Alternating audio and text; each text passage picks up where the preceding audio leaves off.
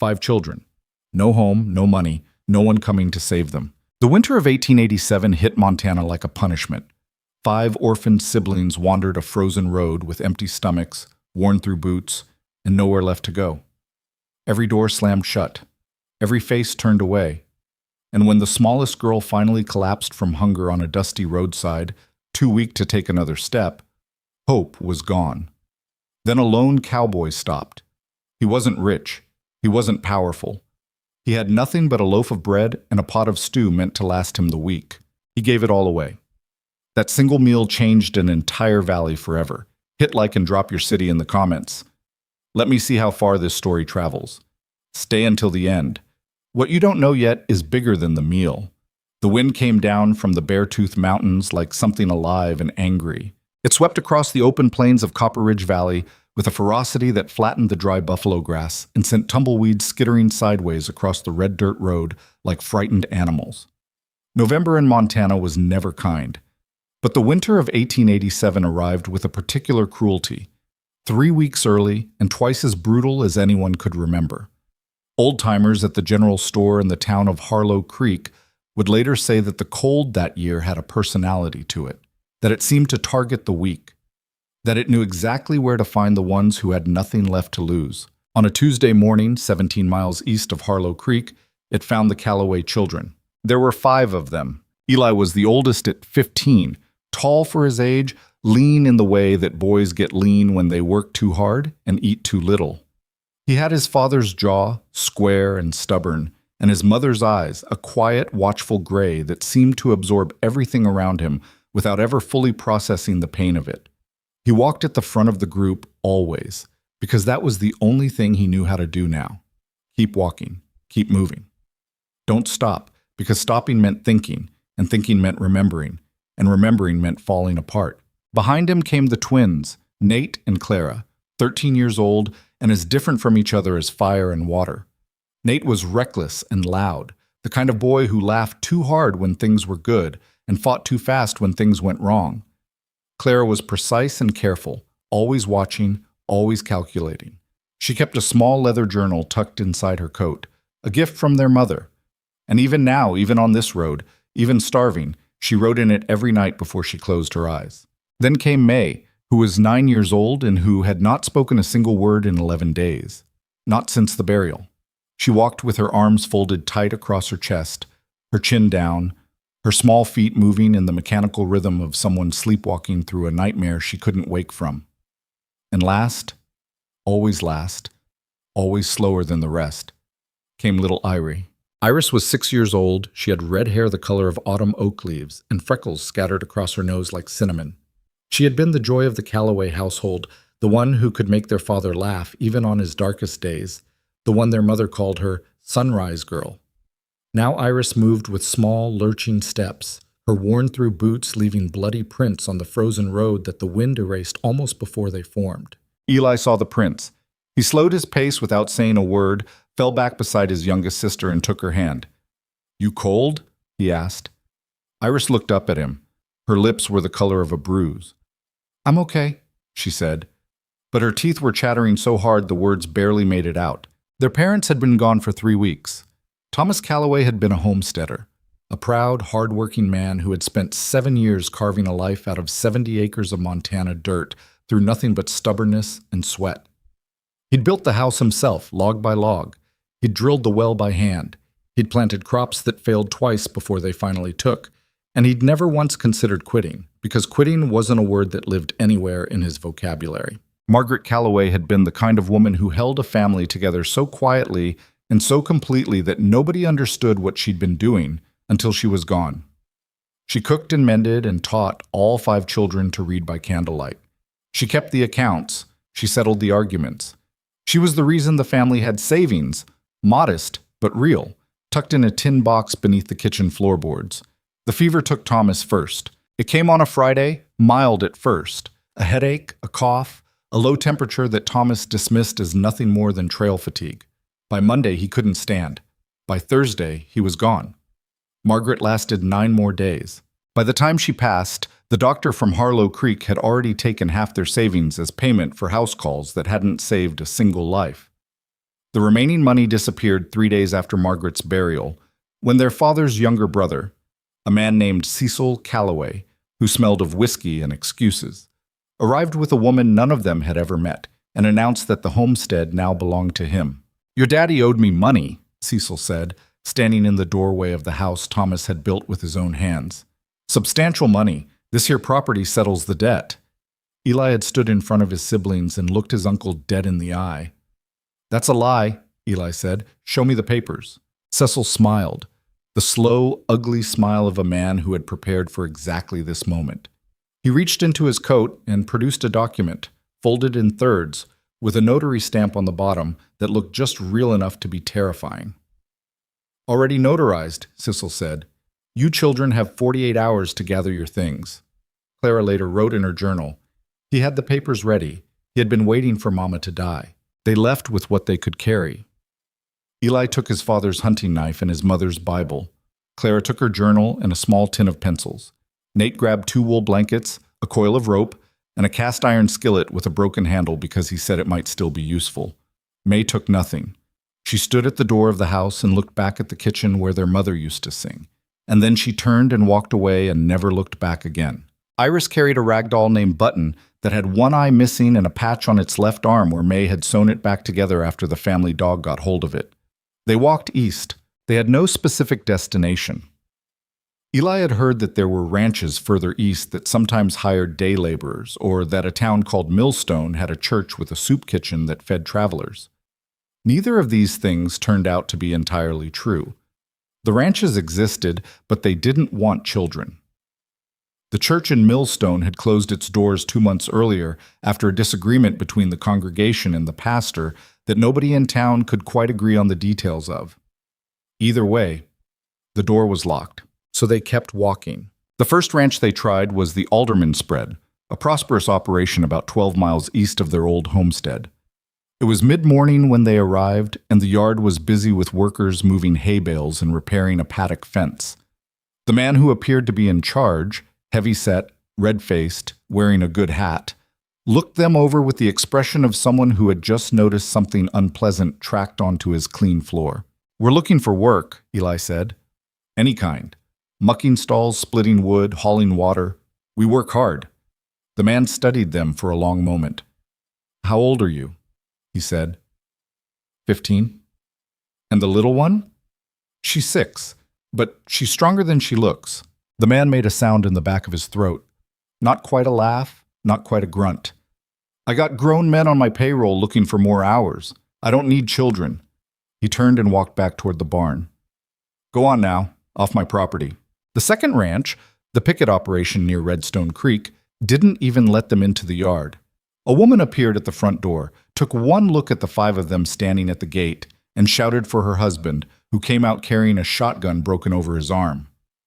"We're not looking for trouble," Eli said quickly. "We just need—" "You need to keep moving," the man said. "We got our own problems. We can't feed every stray that comes down the road." Stray. The word landed on all 5 of them like a slap. Nate stepped forward, jaw tight, fists bunching. Eli grabbed his arm before he could say something that would make the situation worse. "Come on," Eli said quietly. They turned and walked back down the road. That night they sheltered in an abandoned equipment shed 5 miles from anywhere, huddled together under the 2 wool blankets with Iris tucked in the center, where she'd be warmest. Nate managed to get a small fire going in the corner, but the wind found every gap in the rotten wood walls, and the fire barely made a difference. They ate the last of their food, 3 biscuits Clara had been rationing for 2 days, and tried to sleep. Clara wrote in her journal, by firelight, "Day 11. We are running out of everything." May said nothing. She sat with her knees pulled to her chest and watched the fire. Iris fell asleep with Button clutched against her face, and Eli lay awake listening to the wind and trying to calculate how much longer they could survive on nothing. The answer kept coming back too small. The morning of the 12th day was the worst. Iris woke unable to stand up straight. She said her head hurt, her stomach hurt, that her feet felt like they were on fire. Eli crouched in front of her and checked her face, pale even beneath the freckles, lips dry and cracked, eyes glassy with something that wasn't quite fever, but wasn't quite right either. "She needs food," Clara said. She wasn't being dramatic. She was stating a fact the way Clara always stated facts, clearly, without ornament, as if the truth had to be said plainly or it might not be heard. "I know," Eli said. "Not tomorrow, Eli. Today." "I know," he said again. He stood and looked down the road in both directions. To the west, nothing. To the east, about 3 miles out, he could just make out the dark shapes of buildings against the white-gray sky. Another ranch, another set of gates to knock on, another door to get slammed in their faces. "Okay," he said. "Let's go." He lifted Iris onto his back and carried her the 3 miles without complaining once. The Thornwood Ranch was the largest operation they'd seen, a sprawling estate of barns, paddocks, bunkhouses, and a main house that looked designed to impress rather than simply shelter. White-painted fences stretched for what seemed like miles in every direction. There were horses in nearly every paddock, beautiful animals, well-fed and gleaming, the kind of horses that cost more than most families earned in a year. At the front gate stood a man in a pressed coat and polished boots who was clearly not a ranch hand. He was the kind of man who gave orders rather than followed them, and the look he gave the 5 Calloway children when they approached communicated that perfectly. "We're looking for work," Eli said, even though his voice was hoarser than it should have been, and Iris was still on his back, head resting against his shoulder. "This is private property," the man said. "Yes, sir. We're looking for work in exchange for food and shelter. Any work at all." "You got parents?" "No, sir." The man's eyes moved over them slowly, not with compassion, but with the cold assessment of someone calculating inconvenience. "Then you're wards of nobody, and you got no legal standing to seek employment. Come back when you're grown." He took a step back toward the gate. "Now move along before I call someone to assist you in moving along." "Please." It was Iris who spoke. She lifted her head from Eli's shoulder and looked at the man with those big, exhausted eyes. "Please, mister, I'm really hungry." For one moment, just one, something flickered in the man's face, something that might, in a different person, have been conscience. Then it was gone. "Off the property," he said, and turned his back. They were half a mile down the road when it happened. Eli felt it before he fully understood it. A sudden shift in the weight on his back, a loosening of the small arms around his neck. He stopped and swung around just in time to catch Iris as her knees buckled. "Iris." She didn't answer. Her eyes were open but unfocused, looking at something past him, past the road, past everything. "Eli," Clara said sharply. She was already kneeling beside him, pressing the back of her hand against Iris's forehead. "Is she—" Nate started. "She's conscious," Clara said, but her temperature's dropping, not rising. That's not good." "What do we do?" May said. And it was the first thing May had said in 11 days. Her voice was barely a sound at all, barely more than breath, but it cut through the cold like a blade. Eli looked at his youngest sister's face. He looked at the road in both directions. Empty, endlessly empty, the kind of emptiness that Montana does better than anywhere else on Earth, a silence so vast it has weight to it. He had never felt fear like this before, not when his father died, not when his mother died, not when Cecil arrived with his papers and his ugly smile. This was different. This was the fear of someone who understood, finally and completely, that he had run out of options. He laid Iris gently on the ground and took off his coat, his only coat, the one his mother had patched at the elbows 3 times, and wrapped it around her. "Someone has to come," he said.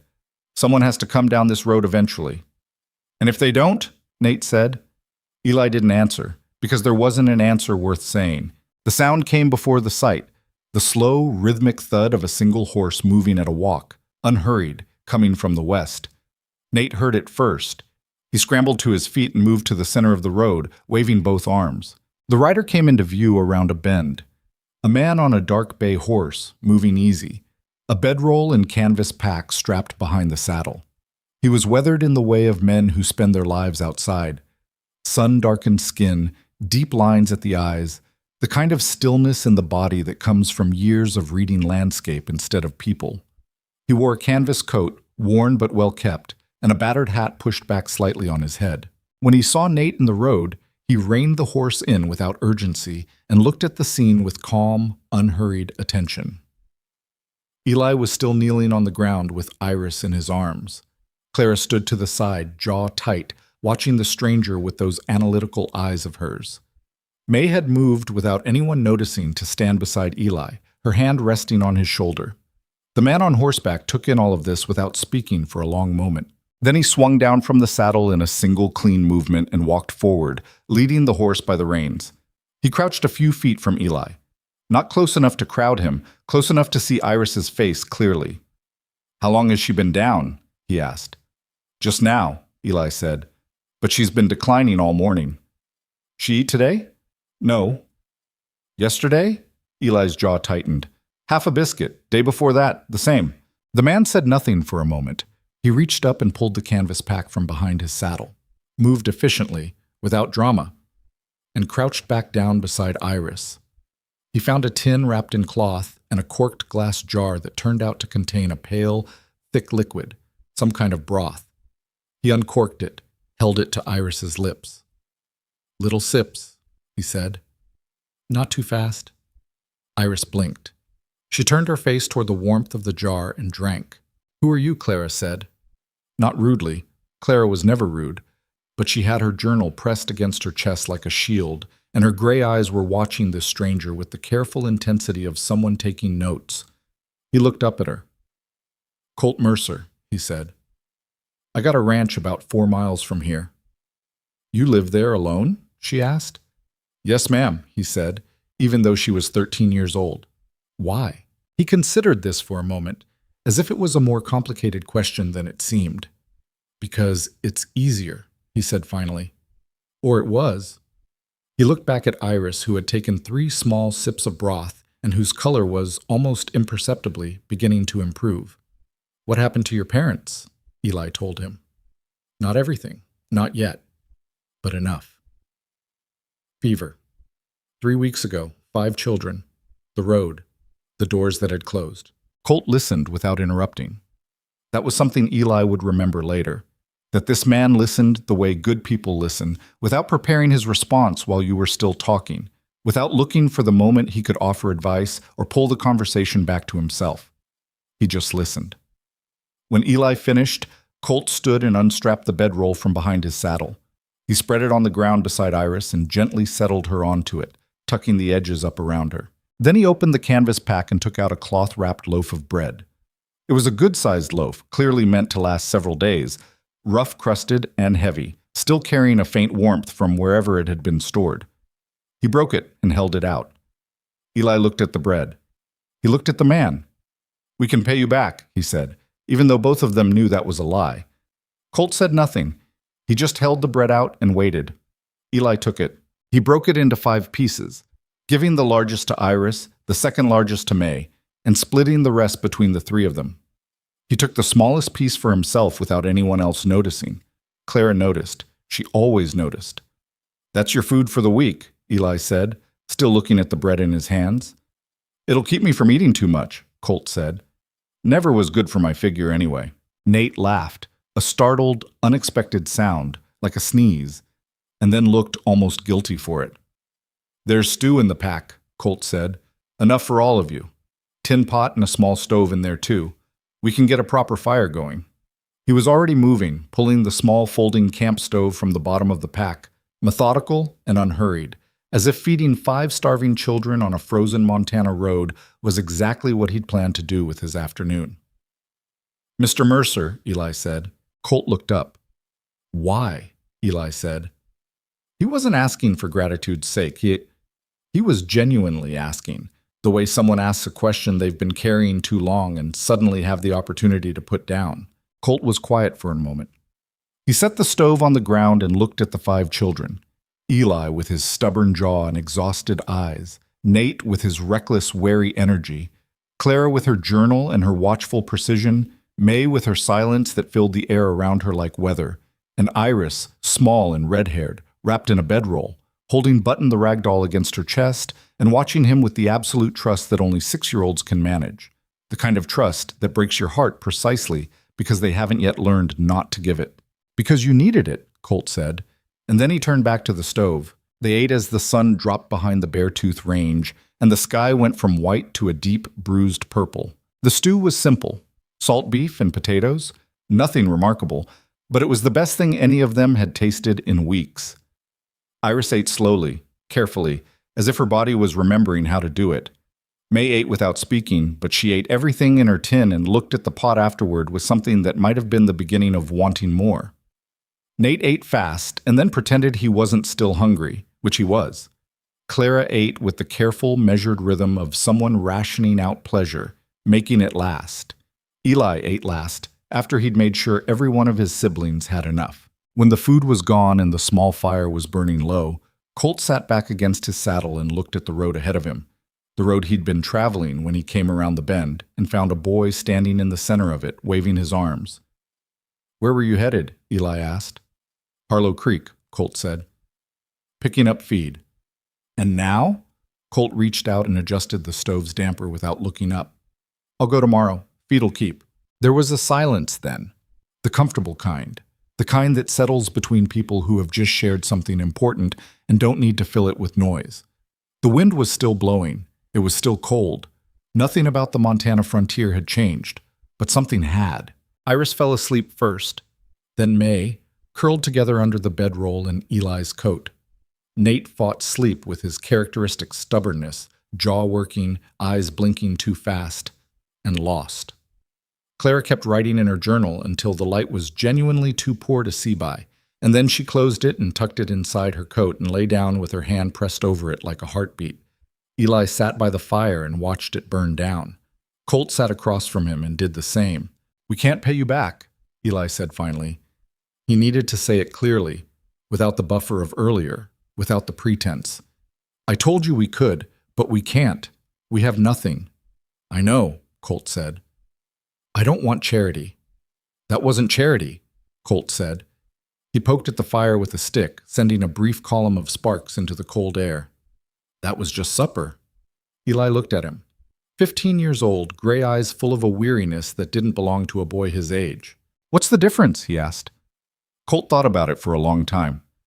"Charity," he said slowly, "is when you give something to someone to make yourself feel better. Supper is when you give something to someone because they need to eat." The fire popped. Somewhere in the darkness beyond the road's edge, something, a coyote probably, gave a long, low, inquiring call into the empty Montana night. Neither of them answered it. But in the silence that followed, something had settled into place between them. Something that didn't have a name yet, something that neither of them would have known how to articulate if asked. It was the kind of moment that you don't understand while it's happening. The kind you only recognize later, when you look back and trace the line between who you were and who you became, and find, at the pivot point of that line, one cold night and one shared fire, and one man who gave away everything he had because 5 children needed to eat. Eli finally lay down on the hard, frozen ground and pulled his arm over his face.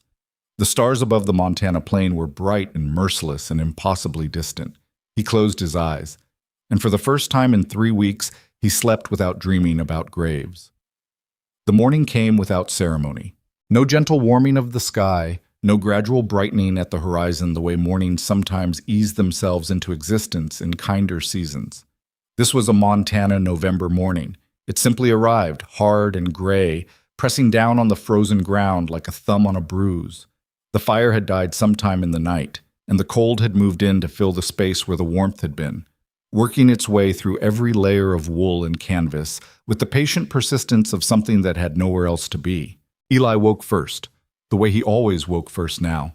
Not gradually, not peacefully, but all at once, snapping into full alertness the way an animal does when survival has become a full-time occupation. He lay still for a moment with his arm over his face, listening. Wind. The distant sound of Colt's horse shifting its weight and blowing breath through its nostrils in the cold. The slow, even breathing of 4 sleeping children. He sat up. Colt was already awake, crouched near the dead fire, coaxing a small flame back to life with the focused patience of a man who understood that some things couldn't be rushed. Neither of them spoke for a long moment. The sky in the east had gone from black to a pale, washed-out gray that suggested daylight without yet committing to it. "Sleep?" Colt asked without looking up. "Some," Eli said. "More than you've had in a while, I'd guess." Eli didn't answer, which was answer enough. The flame caught. Colt fed it 2 small pieces of wood from a bundle tied to his saddle and sat back on his heels. "I've been thinking," he said. Eli waited. "My ranch." Colt kept his eyes on the fire. "It's not much. The house needs work. The barn needs more work than the house. I got maybe 30 head of cattle in a pasture that wants fencing in the south quarter before spring." He paused. "It's not a place you'd choose if you had other choices." "We don't have other choices," Eli said. "No," Colt said. "I know you don't." He finally looked up. "I'm not offering charity. I want to say that plainly before anything else. What I'm offering is shelter and food in exchange for labor. Real labor.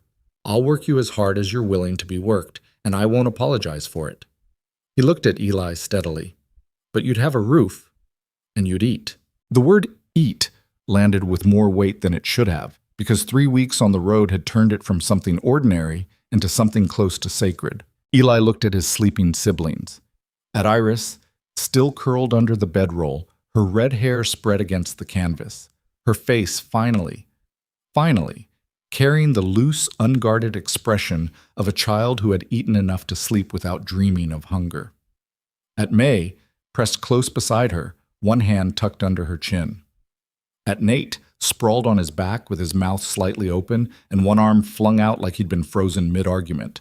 At Clara, who even in sleep held her journal pressed against her chest. "It's temporary," Eli said. It wasn't a question. He was managing his own expectations out loud, the way people do when they've been hurt enough times to know better than to hope too wide. "That's up to you," Colt said. "I'm not going to make promises I don't know how to keep. But I'll tell you this. I got enough room, and I got enough need, and I can't think of a good reason to leave 5 children on a frozen road if I don't have to." Eli was quiet for a long time. The fire crackled between them. "Okay," he said finally. It was the smallest word for a decision that large. They arrived at the Mercer Ranch in the gray middle of the morning, coming up a rutted track that climbed a low rise before opening onto the property itself. And Colt had not been wrong. It was not a place anyone would have chosen if they'd had other choices. The main house was a 2-room structure built from rough-cut timber that had weathered to the color of old bone. The roof on the east side sagged in a way that suggested it had been arguing with gravity for some time and was beginning to lose the argument. The front porch had 2 boards missing and a third that flexed alarmingly when you stepped on it. The barn beyond was larger than the house, but in similarly compromised condition. One of the great double doors hung at an angle from a broken hinge, and the south wall had developed a lean that was either charming or alarming depending on your disposition. Nate surveyed all of this with the frank, unsentimental assessment of a 13-year-old boy who had not yet learned to cushion his reactions. "It looks like it's trying to fall down," he said. "It's been trying for 3 years," Colt said evenly. "Hasn't managed it yet." "That's not really a recommendation." "Nate," Eli said. "I'm just saying, Nate." Clara had already walked past both of them toward the house, studying the structure with an expression Eli recognized as the one she wore when she was cataloging information, recording, sorting, filing it away. She walked the perimeter of the porch, testing boards with careful pressure, examining the roofline with those measuring eyes. "The bones are good," she said, as if anyone had asked her. Colt looked at her. "How would you know that?" "My father built our house," she said simply. "I watched him for 3 years. The bones are good. The rest is just work." Something shifted in Colt's expression. Not quite a smile, but the possibility of one.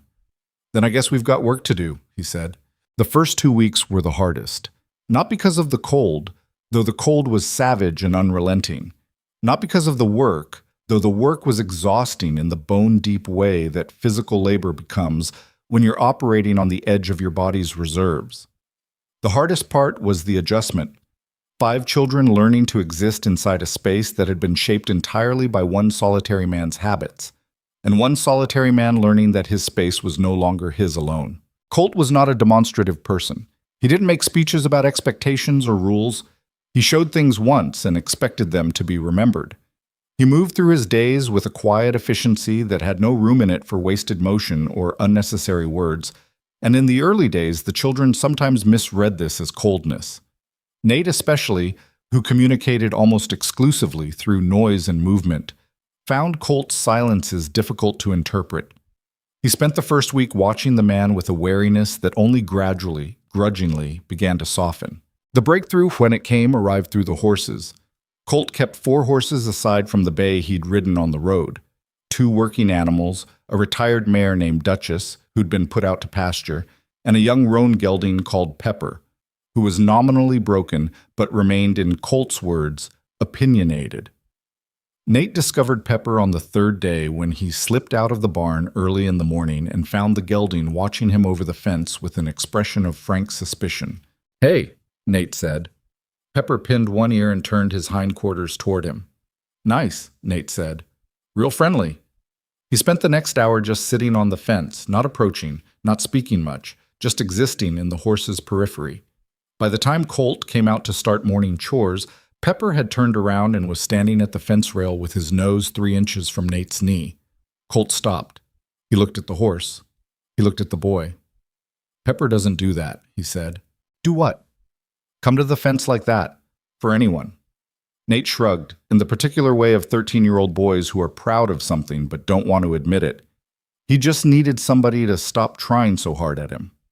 Colt was quiet for a moment.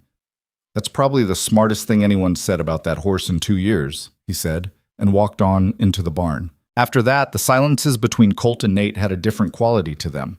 They were still silences, but they were comfortable ones. Eli worked like a man twice his age and asked for nothing in return but the work itself. He was up before dawn every morning, out in the yard splitting firewood or hauling water or doing whatever task he'd identified the night before as most urgent. His judgment was sound, better than sound actually, in a way that sometimes stopped Colt mid-motion and made him reassess what he'd assumed about 15-year-olds. Eli understood systems.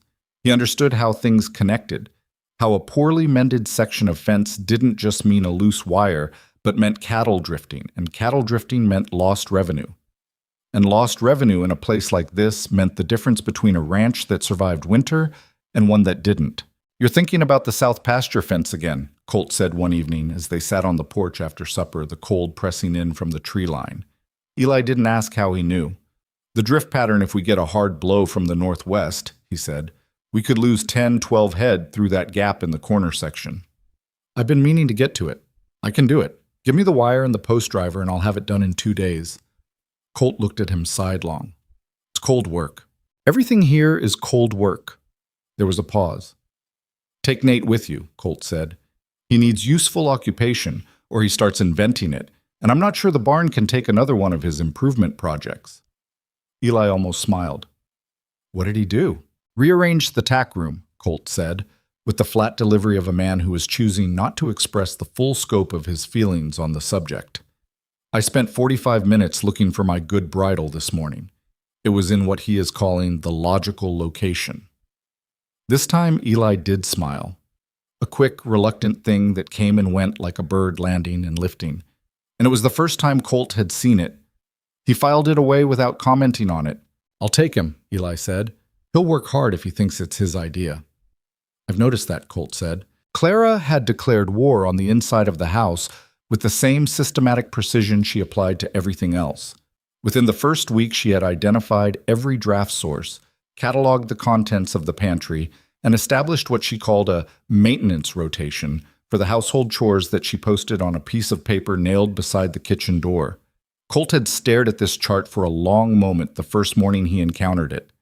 "Did I agree to this?" he asked. "You agreed to let us help," Clara said, from where she was sweeping the hearth. "This is helping organized. I've lived here 3 years without a chart." "I know," she said. "I could tell." Colt opened his mouth, then closed it again. He studied the chart one more time.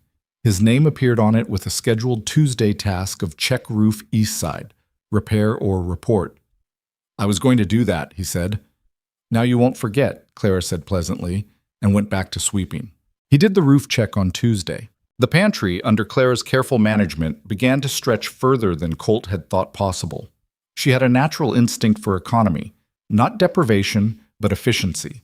The deep understanding of someone who had watched her mother feed 5 children on a homesteader's budget and internalized the math of it without ever being taught it formally. Meals at the Mercer Ranch became a different experience than Colt was used to. Actual meals, with structure and sequence, served at a set time rather than whenever he happened to be hungry and near the stove. He had eaten alone for so long that eating with other people felt strange at first, and then, before he quite understood when the transition had happened, it felt normal.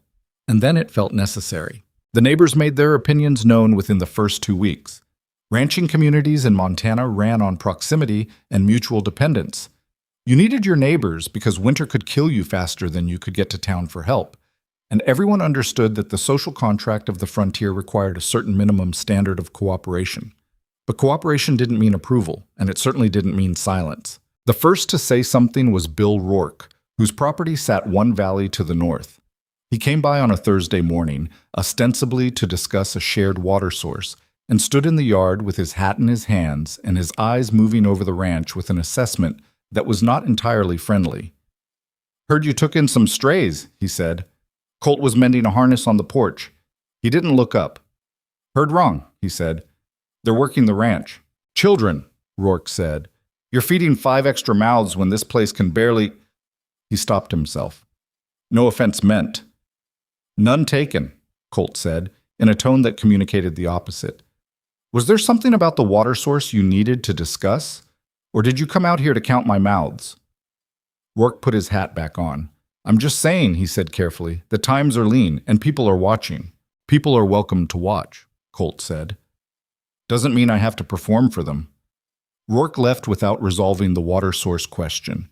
He'd remember that conversation later, when things got complicated, and he'd feel the particular discomfort of a man who had been on the wrong side of something and hadn't known it until the wrong side became obvious. The Danton brothers, who ran a mid-sized cattle operation 4 miles south, were less diplomatic.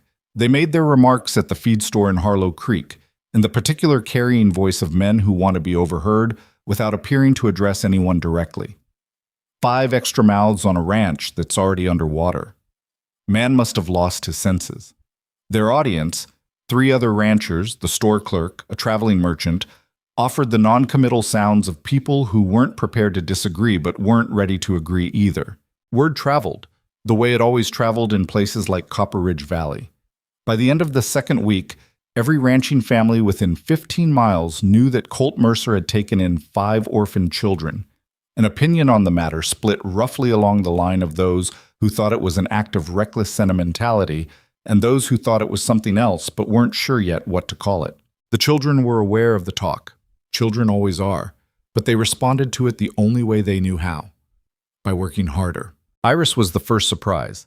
Nobody had expected much from the youngest. She was 6 years old and had spent the better part of 2 weeks recovering from the collapse on the road, and Colt had quietly decided that the most useful thing she could do was stay warm and out of the way while the others worked. This was not a decision he communicated to Iris because Iris had not asked his opinion. She discovered the kitchen garden on her own, on a morning when everyone else was occupied elsewhere. It was a sad, neglected rectangle behind the house. A few dead stalks from whatever had been planted in spring, the soil compacted and unloved. Iris stood at the edge of it for a long time. Her red hair under a wool cap buttoned the ragdoll tucked under her arm. Then she went and found Clara's gardening notes. Clara had, of course, already made gardening notes, and a small spade, and got to work. When Colt came around the corner of the house that afternoon and found her there, wrist-deep in frozen soil with the focused expression of someone who had decided a thing and was doing it, he stopped. "What are you planting?" he said. "Right now I'm just turning it," Iris said, without looking up. "Clara says the soil has to breathe before you can plant, but I found some garlic bulbs in the cellar and some dried bean seeds in a tin. If I turn this now and cover it, they'll be ready to go in when the ground softens." Colt looked at the section she'd already worked. It was a good 4 feet of properly turned soil. "How long have you been at this?" he said. "Since after breakfast." He stood there for a moment, this weathered man with no particular gift for expressing the things he felt, looking at a 6-year-old girl who had decided that the best thing she could do for the ranch she'd been brought to was to make it grow. "You need the spade with the longer handle," he said finally. "The short one's going to be hard on your back." He went to the tool shed and came back with the longer spade, and without another word he started turning the section adjacent to hers. They worked side by side for an hour without speaking much, and at the end of it Iris looked at what they'd accomplished and seemed satisfied in a quiet, particular way. "My mama had a garden," she said. Was it good? Colt asked. The best, Iris said. She could grow anything. She patted the turned soil with her small, dirty hand, the way you'd pat something you were promising to take care of. I'm gonna learn. Colt looked at the garden. He looked at the small, serious face beside him. I believe you, he said. May was the hardest to reach, and the most unexpected when she finally opened. For the first 2 weeks at the ranch, she moved through the days in her private silence, working, eating, sleeping, contributing with her hands what she couldn't contribute with her voice. She was competent in a way that didn't call attention to itself, the way of someone who had learned to be useful without becoming visible. She helped with the livestock in the mornings, moving among the cattle with a stillness that the animals responded to with unusual calm. Even the opinionated Pepper would stand without fussing when May was near him, something that Nate found both impressive and faintly aggravating. But she didn't speak, and nobody pushed her. It was Colt, in the end, who reached her, and he did it by accident. On a Thursday evening, 3 weeks after they'd arrived, Colt came in from checking the water troughs and found May sitting at the kitchen table with a candle, looking at something. He moved to the stove, poured himself a cup of coffee, and glanced over. She was holding a small photograph, the kind made at a studio, stiff and formal, the kind families saved up for and kept. A man and a woman sitting upright in the way people sat for photographs in those days, shoulders back, chins level. But the woman had one hand resting on top of the man's, and even in the rigid formality of the portrait, you could see that the touch was not posed. It was real. Your parents? Colt said. May nodded. He sat down across from her, not too close, not in a way that crowded the moment. He wrapped both hands around his coffee cup and looked at the photograph. Your father has your jaw, he said. May looked up sharply, as if she hadn't expected anyone to look closely enough to notice. And your mother's got your eyes, he continued. He wasn't performing observation, he was just seeing what was there. She looks like someone who didn't miss much. Something moved across May's face, a complicated, wrenching something that had been building for 3 weeks behind the wall of her silence. She didn't, May said. And then as if a lock had turned somewhere in her chest. She always knew when something was wrong before anyone said it. She'd know. And she'd come and sit with you, and she wouldn't ask. She'd just be there until you were ready to say it. Colt nodded slowly. Sounds like someone worth missing, he said. Yeah, May said. Her voice was very small. She was. She looked back at the photograph. Colt drank his coffee. The candle burned between them. After a while, May said, Do you miss anyone? Colt was quiet for a moment, and the quiet had the texture of something real inside it. Yes, he said simply. Who? He looked into his coffee cup. My wife, he said, died 4 years ago, before I came here. May absorbed this. Is that why you live alone? Partly, he said. Do you still miss her? Every day, he said. But it changes over time. Doesn't get smaller exactly, just changes shape, gets easier to carry. May looked at him for a long moment with those old, careful eyes of hers. Does it really? She said. Or do you just say that because it's what people say? Colt held her gaze. He didn't flinch from the question, and he didn't reach for a comfortable answer. Both, maybe, he said. But mostly the first one. Yeah. May looked back at the photograph. Then, very carefully, she set it on the table facing up, so both she and Colt could see it. Her name was Margaret, she said, and his was Thomas, and they were... She stopped and her voice did something complicated. They were really good. I know, Colt said quietly, even though he hadn't known them at all. But he said it with the kind of authority that comes from recognizing truth when you see it, and May understood what he meant. She didn't cry. She wasn't ready for that yet. But something that had been sealed shut inside her since the day they'd buried her mother in the frozen Montana soil had begun, slowly, to find its way toward air. The ranch changed by degrees. It was the kind of change that doesn't announce itself. No single morning where you woke up and saw clearly that something was different. It was the change of water finding its level, slow and inexorable, and following the path of least resistance.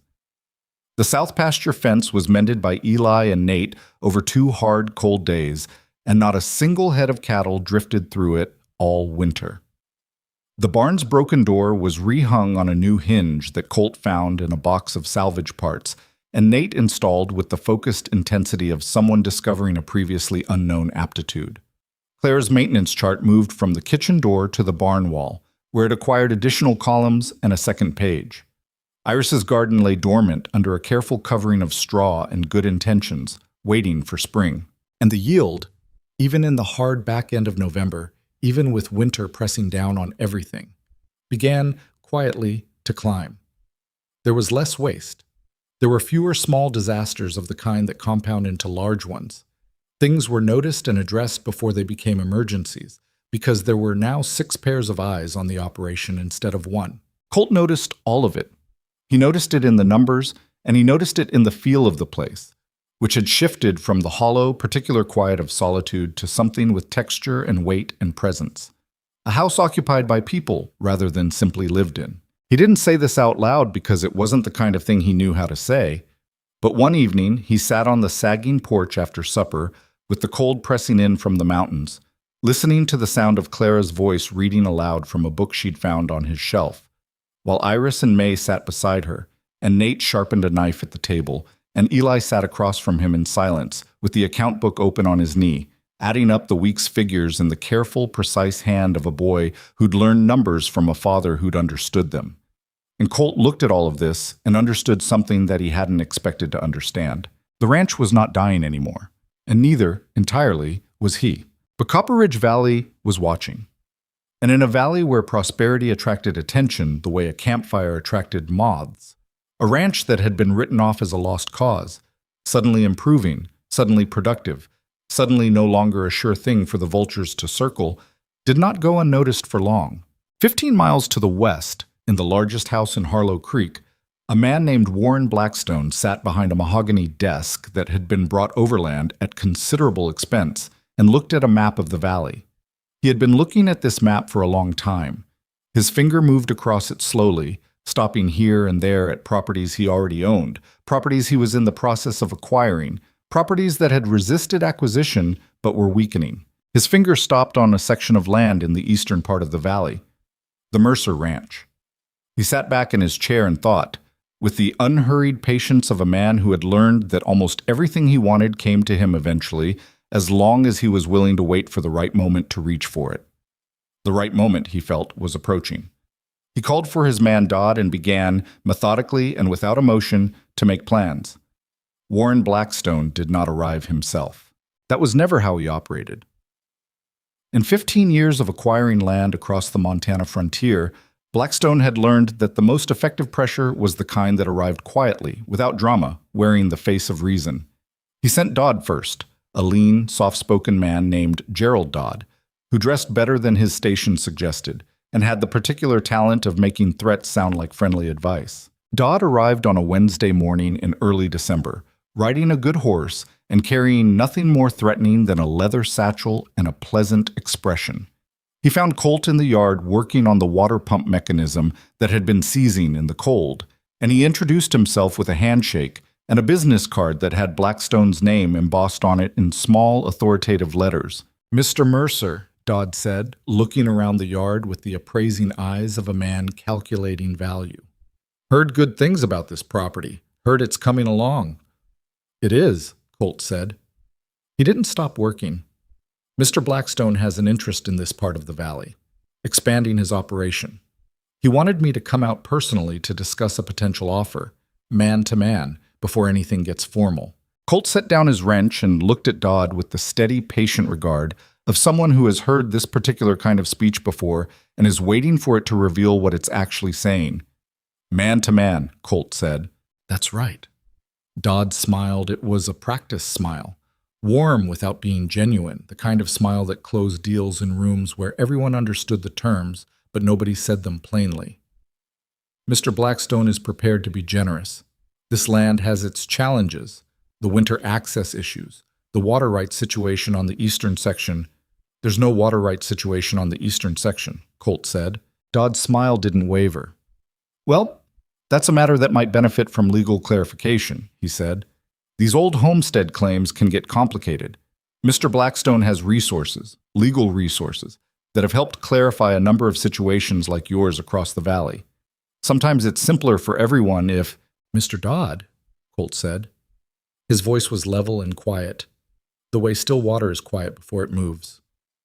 You rode 4 miles out here to tell me that a powerful man wants my land and that I should sell before his lawyers find a reason I have to. Is that the sum of it? Dodd held the smile for one more moment, then let it go. Mr. Blackstone is a patient man, he said, but patience has a season. So does everything out here, Colt said. He picked up his wrench. I'll think about it.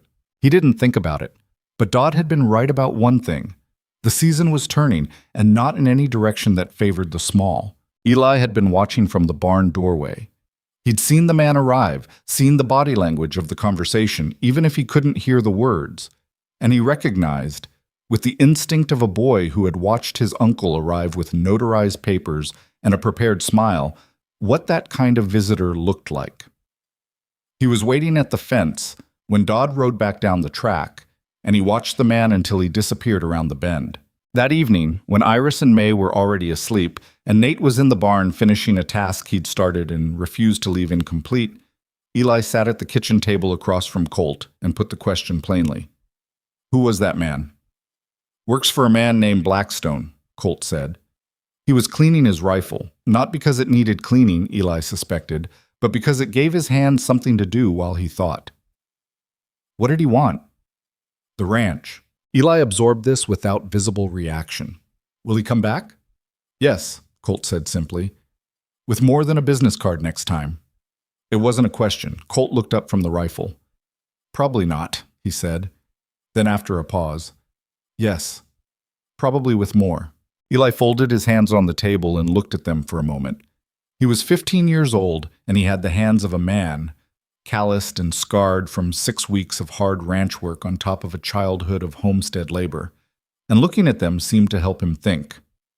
Is the title clear? He asked. Colt's eyebrows moved slightly. What do you know about land titles? My father spent 3 years trying to get his claim properly recorded, Eli said. He talked about it enough. Is yours clear? As far as I know, Colt said, filed it myself 7 years ago. Original homestead claim, built the required structures, worked the land the required time. He set the rifle on the table. But as far as I know and beyond dispute aren't the same thing, and men like Blackstone have lawyers who know the distance between those two phrases better than anyone. Eli nodded slowly. Then we need to know more than he does, he said. Colt looked at him for a long moment. How old are you again? 15. You think like someone older. I've had reasons to, Eli said, without bitterness. Just fact.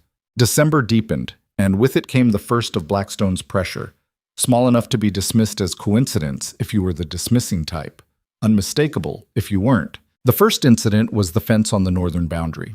Colt had mended that section himself in late October, good solid work with new wire and properly set posts. One morning in mid-December, 14 cattle were gone. Walked through a section that had been cut, the wire ends clean in a way that weather and age don't produce. Colt and Nate spent most of that day tracking down the scattered animals and found 12 of them 2 miles north, grazing on Rourke's land. 2 were never recovered. Wind? Nate said when Colt showed him the cut wire. Wind doesn't cut wire, Colt said. The second incident was the water. A week after the fence, the cattle in the east pasture began drinking less, standing at the trough and turning away, a behavior that meant the water tasted wrong. Colt tested it himself with the particular grimness of a man confirming something he already suspected, and came back to the house with a set jaw and said nothing to the younger children. But Eli was there when he came in, and Eli read his face. The east trough, Eli said. Something in the water, Colt said. Not enough to kill. Enough to sicken and keep them from drinking. He sat down heavily. Salt, maybe, or something worse. Hard to say without testing equipment I don't have. Who has access to that section? Anyone willing to ride a fence line at night? Clara appeared from the back of the house where she had been, ostensibly mending a coat. Her expression told Eli she had been listening for longer than just this conversation. The Danton brothers, she said. Both men looked at her. They were in Harlow Creek last Tuesday, saying that this ranch was going to be vacant by spring, she said. I was at the dry goods store. They didn't notice me. She stood very straight, the way she stood when she was angry about something and managing it carefully. People who talk like that have either been told something or been promised something. Clara, Eli said. I'm not being dramatic, she said. I'm reporting what I observed. Colt looked at her with an expression that had moved past surprise into something closer to respect. No, he said. You're not being dramatic at all. The rumors started the week before Christmas and spread through Copper Ridge Valley with the particular velocity of things that people want to believe. The story, as it circulated through the general store and the feed barn and the informal gatherings of neighbors who had little enough to talk about in the dead of winter, was that Colt Mercer was unstable. That a man who took in 5 orphaned children he had no connection to was a man whose judgment couldn't be trusted. That the ranch was in worse financial shape than anyone knew. That Colt had gambling debts. That he'd had trouble at his previous homestead, wherever that had been. That there was something not quite right about the whole situation. A single man, no family, suddenly surrounded by children. And that a decent community ought to be asking questions. None of it was specific enough to refute. All of it was damaging enough to stick. Rourke stopped coming by. The Pickett family, who had begun sending their oldest son over occasionally to help with heavy work in exchange for use of Colt's bull come spring, suddenly found reasons to be unavailable. At the general store in Harlow Creek, conversation shifted when Colt entered and resumed after he left in a way he couldn't pretend not to notice. He noticed. He said nothing about it at home, because there were 5 children in that home, and he had no interest in frightening them. But the set of his shoulders in the evenings got tighter, and sometimes he sat on the porch in the cold long after there was any practical reason to be outside, looking at the dark valley with the expression of a man measuring distances he doesn't like. Nate was the first to say what everyone was thinking. They're trying to make you look bad, he said one evening, dropping onto the bench beside Colt with the directness of someone who has decided that indirectness is a luxury they can't afford. So when you have trouble, nobody comes to help. Colt looked at him. You're 13 years old. 13 and a half, Nate said. And I grew up watching my father get pushed around by people with more money until he stopped being surprised by it. I know what it looks like. Colt was quiet for a moment. It looks like what it is, he said. So what do we do? I'm thinking. Think faster, Nate said. Because Clara says the east section water is affecting 4 more cattle now, and Eli found cart tracks on the south road this morning that don't belong to anyone we know. Colt turned to look at him fully. Eli found tracks? He didn't tell you because he was going to follow them first to see where they led. Don't be angry at him. He didn't want to say something unless he had something to say. Colt was already standing. The tracks led to a spot a quarter-mile south of the main pasture, where the earth was disturbed in a pattern consistent with the wagon stopping and staying for some time, long enough to leave ruts, long enough for someone to move on foot from the wagon to the fence line and back. The fence at that point was intact, but when Colt and Eli examined it closely, they found marks on the wire strands. Not cuts, but the pressure marks of someone who had handled them. Testing, perhaps. Or preparing. They're mapping it, Eli said. He was crouched over the tracks with the focused attention of someone reading a language they'd taught themselves. Learning the layout, figuring out where the vulnerabilities are. Before they push harder, Colt said. Yes. Eli stood. He looked at the fence line, then at the open pasture, then back at Colt. There was something working in his expression, something that had been building for days, something he'd been composing in the way that careful people compose important things before they say them. I want to ask you something, Eli said, and I need you to answer honestly, not the way you'd answer to protect us. Colt met his gaze. Ask. If it were just you, Eli said, would you fight this? Or would you sell and move on? The question landed between them with the weight of something that mattered. Colt looked at the pasture, at the distant line of the barn roof against the winter sky, at the fence Eli and Nate had mended in 2 hard, cold days because a gap in it would mean losing cattle. He looked at all of this and understood what the boy was really asking, not whether the land was worth fighting for, but whether they were. Whether 5 children who had come to him starving on a frozen road had changed his calculation of what was worth the cost. It's not just me anymore, Colt said. That's not what I asked. No, Colt said. I know it's not. He was quiet for a moment. If it were just me, I'd probably sell. I've moved before. Land is land. He looked at Eli. But it's not just me. And that changes the answer. It changes it completely. Eli held his gaze for a long moment, as if verifying that the answer was real and not a performance. Then he nodded. Okay, he said. Then we fight it. We, Colt said. We, Eli said firmly. That's what I said. Blackstone came himself in January. Not to the ranch. Not yet. He summoned Colt to Harlow Creek through a note delivered by a boy from town, requesting a meeting at the hotel dining room at 2 o'clock on a Thursday afternoon. The note was phrased as an invitation, but everyone understood what it was. Colt went alone. He didn't tell the children where he was going, only that he had business in town. Clara knew. She always knew. And she said nothing, but when he came down in his good coat, she had his hat brushed and ready on the table. Be careful, she said. Just that. Warren Blackstone was a large man, not tall but broadly built, carrying his weight with the settled confidence of someone who had never been required to doubt his own importance. He had iron gray hair, a face that had probably been handsome 20 years ago and was now just commanding, and the eyes of someone who had spent decades looking at other people's things and deciding what they were worth. He stood when Colt came into the dining room and extended his hand with a cordiality so practiced it felt like a different language. Mr. Mercer, he said, glad you could come. Mr. Blackstone, Colt said, and shook the hand because refusing it would have given something away. They sat. Blackstone ordered coffee and pie with the ease of a man ordering things in a room that considered him a valued presence. Colt put his hat on the table and waited. I'll speak plainly, Blackstone said, settling back in his chair with the confidence of a man who spoke plainly in the way that whales swim. All his momentum, all his mass, in one direction.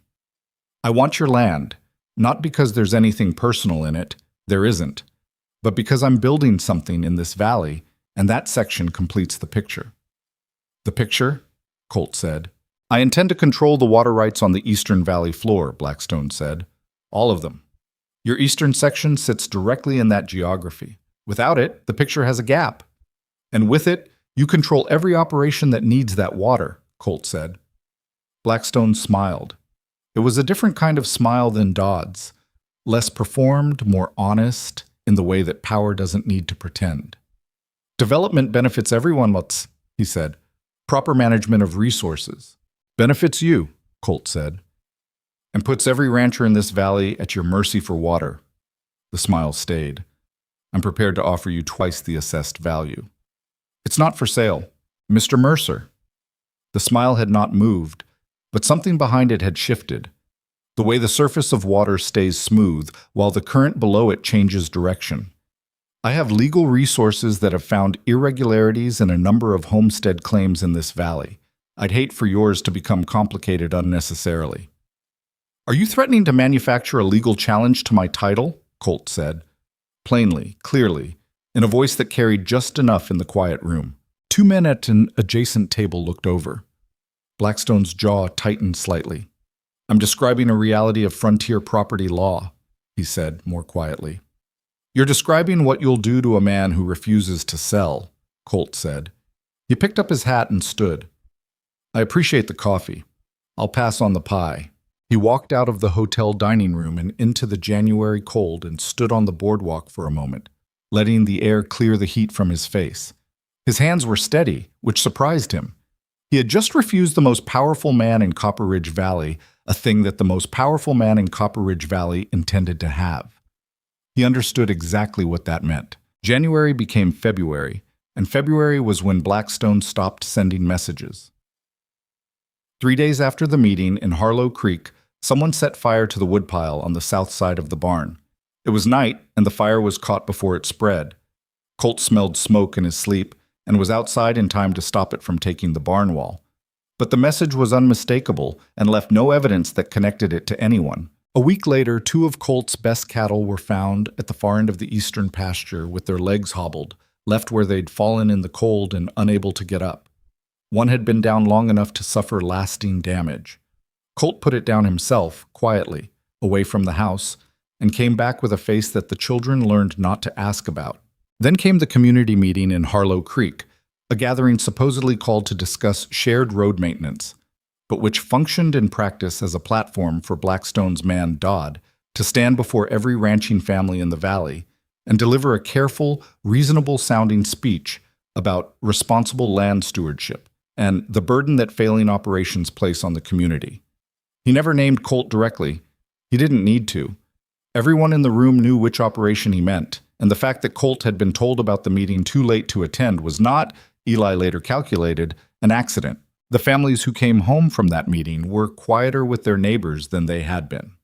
Not hostile, just quiet, in the particular way of people who are waiting to see which way a thing falls before they decide where to stand. Clara came home from town that week with the same information she always came home with, gathered from the margins of conversations she hadn't been invited to, recorded in her journal with precise, damning accuracy, and spread her notes on the kitchen table for Eli and Colt to read. "He's not just coming for the ranch," she said. "He's been doing this across the valley for 3 years. The Hennessy claim that transferred to Blackstone 2 years ago, and the Hennessy's left the valley entirely. The Trent operation. There was a legal dispute over the water boundary, and Trent sold for half value because the legal fight was going to cost more than he could afford." She looked up. "He finds the weak point and he pushes until the thing breaks. Then he buys the pieces cheap." "And we're next," Eli said. "We're current," Clara corrected. Colt had been standing at the window looking out at the yard. He turned now, and there was something different in his face. Not fear, nothing that close to fear, but the hard, cornered look of a man who has assessed his situation and arrived at a conclusion about what has to happen next. "There's one move he isn't expecting," Colt said. "What's that?" Eli said. "I go forward instead of back," Colt said. "I don't wait for him to bring his legal challenge. I bring mine first. I take everything Clara has documented, everything we know about his methods in this valley, and I put it in front of every rancher who's been too afraid to say it themselves." The kitchen was very quiet. "That puts a target on you," Eli said. "There's already a target on me," Colt said. "This just means I can see it." "They won't all stand with you," Clara said. "Some of them are too afraid. Some have already made arrangements with him." "Some will," May said. Everyone looked at her. She was standing in the doorway to the back room, arms folded, with the particular stillness that had been her natural state since the day she'd walked away from her parents' house and never looked back. She held their attention without flinching. "Some will stand," she said again, "because the ones who haven't made arrangements with him are the ones who've been waiting for someone to go first." She looked at Colt. "People don't need a leader who can't be beaten. They need a leader who goes first anyway." The room held that for a moment. Nate broke the silence in the way Nate always broke silences, by moving, already standing, already restless with the energy of a decision made. "So when do we start?" "We already started," Colt said. He turned back to the window, looking out at the yard his hands had built. The barn Nate had helped repair. The garden Iris had turned in frozen ground. The fences Eli had mended. The house that now held the sound of people in it every hour of the day. "I just didn't know it at the time." He stood there in this kitchen of the only home 5 orphaned children had found since the world took everything from them, and he understood with the absolute clarity of someone who has run out of room to retreat that there was no version of what came next that didn't cost something. The question was only what you were willing to pay and what you were paying it for. Somewhere outside in the bitter February dark, a horse moved in the barn. A wind came down from the Beartooth Range, pressing against the walls of the house, looking for a way in. The walls held. The decision to go forward instead of backward was easier to make in a warm kitchen than it was to execute in the frozen reality of a Montana February. Colt spent 3 days after that conversation drafting letters, careful, specific letters to every ranching family in Copper Ridge Valley that he believed had not yet been fully absorbed into Blackstone's orbit. He wrote them at the kitchen table late at night, after the children were asleep, by the light of a single oil lamp, and he chose every word with the deliberate precision of someone who understood that the wrong phrasing could lose him the only allies he had.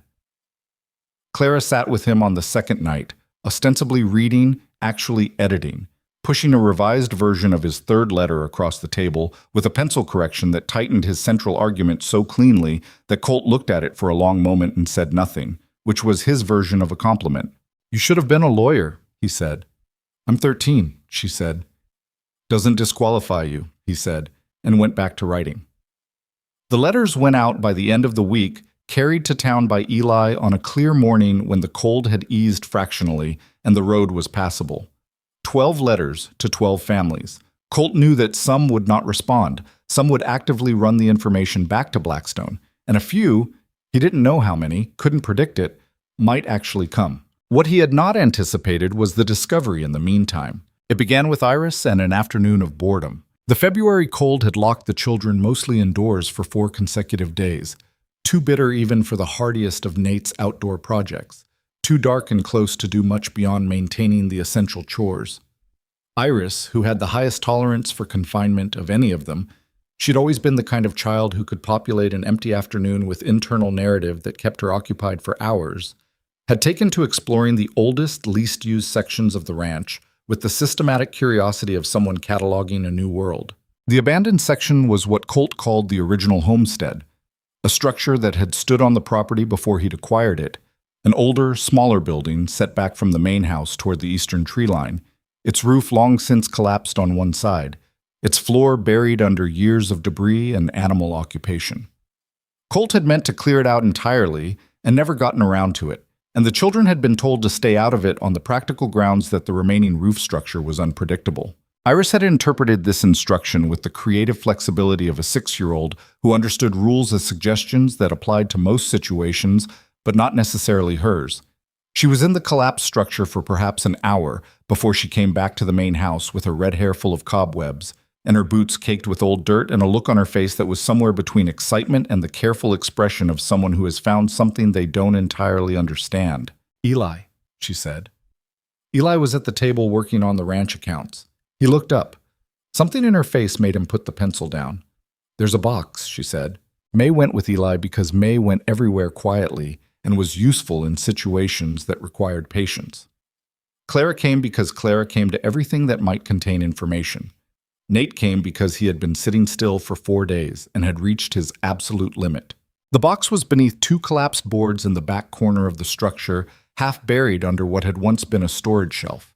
It was a heavy tin document box, the kind used for important papers, latched but not locked, and it had survived the years and the weather with remarkable stubbornness because someone had wrapped it in 3 layers of oilcloth before storing it, and the oilcloth had kept the worst of the moisture out. Eli pried the latch open with his knife.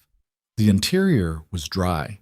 Inside, a collection of papers, handwritten, some yellowed with age, some still surprisingly white, bound in 3 separate groups with strips of leather cord.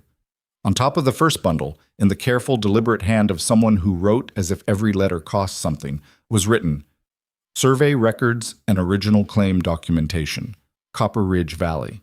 Established 1861. Clara made a small, sharp sound. "What?" Nate said. 1861, she said. "That's 26 years ago, before Blackstone's family had anything in this valley." She looked at Eli. "Before almost anyone." Eli lifted the first bundle with the careful hands of someone who understood that age made things fragile. He unwrapped the cord and spread the papers on the cleanest section of floor available. They spent the next 2 hours reading. What emerged slowly and then all at once in the way that patterns emerge when you have enough pieces was a history of Copper Ridge Valley that bore no resemblance to the version Warren Blackstone had spent 20 years constructing. The original survey documentation, filed by a settler named Amos Whitfield in 1861, witnessed and notarized in the territorial capital, described the boundaries of the valley's homestead claims with the exhaustive precision of a man who had walked every line himself. The water rights were allocated clearly, fairly, in a system that distributed access to the Eastern Valley water sources across 11 separate claims, none of which held more than a proportional share. And the names on those original claims, 11 families established before the territory even achieved statehood, did not include Blackstone. What did include Blackstone was a separate document dated 1879 that purported to transfer 6 of the 11 original claims to a land-holding company called Meridian Valley Associates. The transfer papers were notarized and stamped with official-looking seals. They looked legitimate at a glance. But Clara, who had been reading every document in the box with the methodical rigor of someone building a case, held the 1879 transfer papers up to the thin winter light coming through the broken roof and pointed to something on the third page. "Look at the witness signature," she said. Eli looked. The witness who had signed and notarized the 1879 transfer was a man identified as Territorial Clerk J.H. Merritt of the Billings District Office. The signature was confident and official. "Now look at this," Clara said. She held up a different document, a routine land filing from 1873, also notarized in the Billings District. Same office, 6 years earlier. The clerk's signature on the 1873 document was also J.H. Merritt. They were not the same handwriting. Eli studied both signatures for a long time, moving his eyes back and forth between them with the careful attention of someone who wanted to be absolutely certain before he said what he was thinking. "Someone signed Merritt's name," he said, "on documents that transferred 6 original family claims to Blackstone's company," Clara said.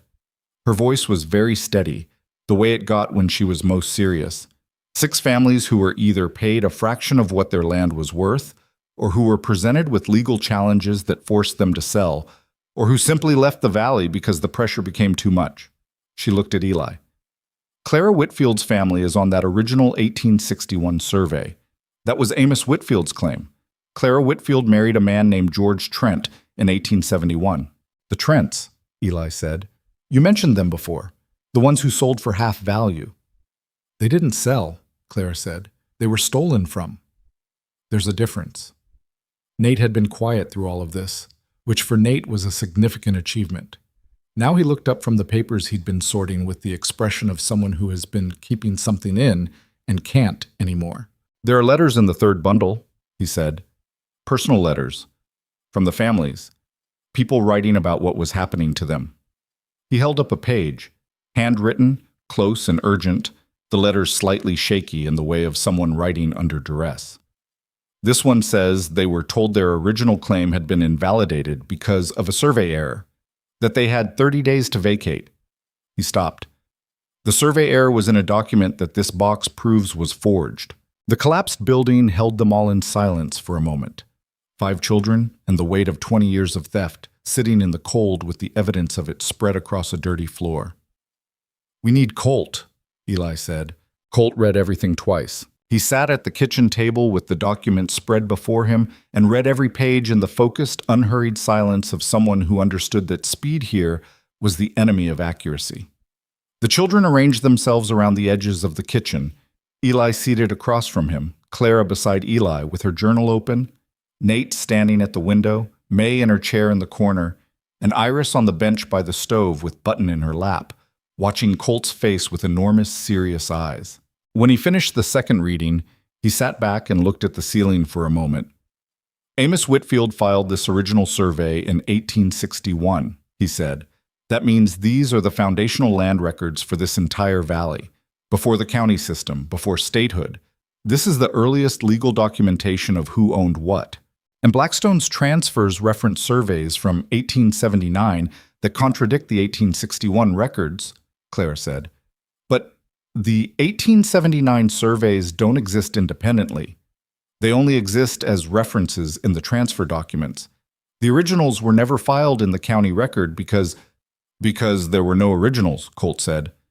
"The 1879 surveys were invented to justify transfers that had no legal basis." "Yes," Clara said. Colt looked at the forged clerk's signature for a long time. "Gerald Dodd," he said, "Blackstone's man. He was a land clerk in Billings before Blackstone hired him, mid-1870s. He looked up. "I didn't know that when he came here. I found it out afterward, asking around. Didn't know what it meant until right now." The kitchen was very still. "Dodd forged the signatures," Eli said. "Dodd forged the signatures," Colt confirmed. "And then Blackstone built an empire on top of the forgery, and by the time anyone might have questioned it, the original families were gone and the records were buried." "They weren't buried far enough," Nate said from the window. Colt looked at the box on the table. "Amos Whitfield," he said quietly. "You stubborn old man." There was something in his voice, not quite admiration, but the particular regard you develop for someone you never met who did a thing that mattered. "What do we do?" May said. Colt straightened the papers into their 3 bundles with careful hands. First, he said, we make copies. Clara, can you— Already planning to, she said. 2 copies. The originals go somewhere safe. Not here. The ranch is too vulnerable right now, he thought. Harlow Creek has a county records office, sub-office of the territorial court. There's a clerk there named Abigail Foster who has a reputation for being the most honest person in the valley and the most stubborn. He almost smiled. Blackstone has apparently tried twice to get her replaced. Didn't manage it. We take the copies to her, Eli said. We take 1 set to her, Colt said.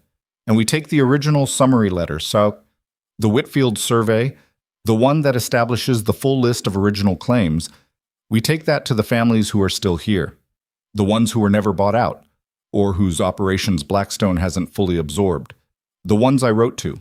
He paused. They need to see this before the hearing. What hearing? Nate said. The one I'm going to request, Colt said. A formal public hearing before the county land commissioner to challenge the legitimacy of Blackstone's water rights claims on the Eastern Valley floor.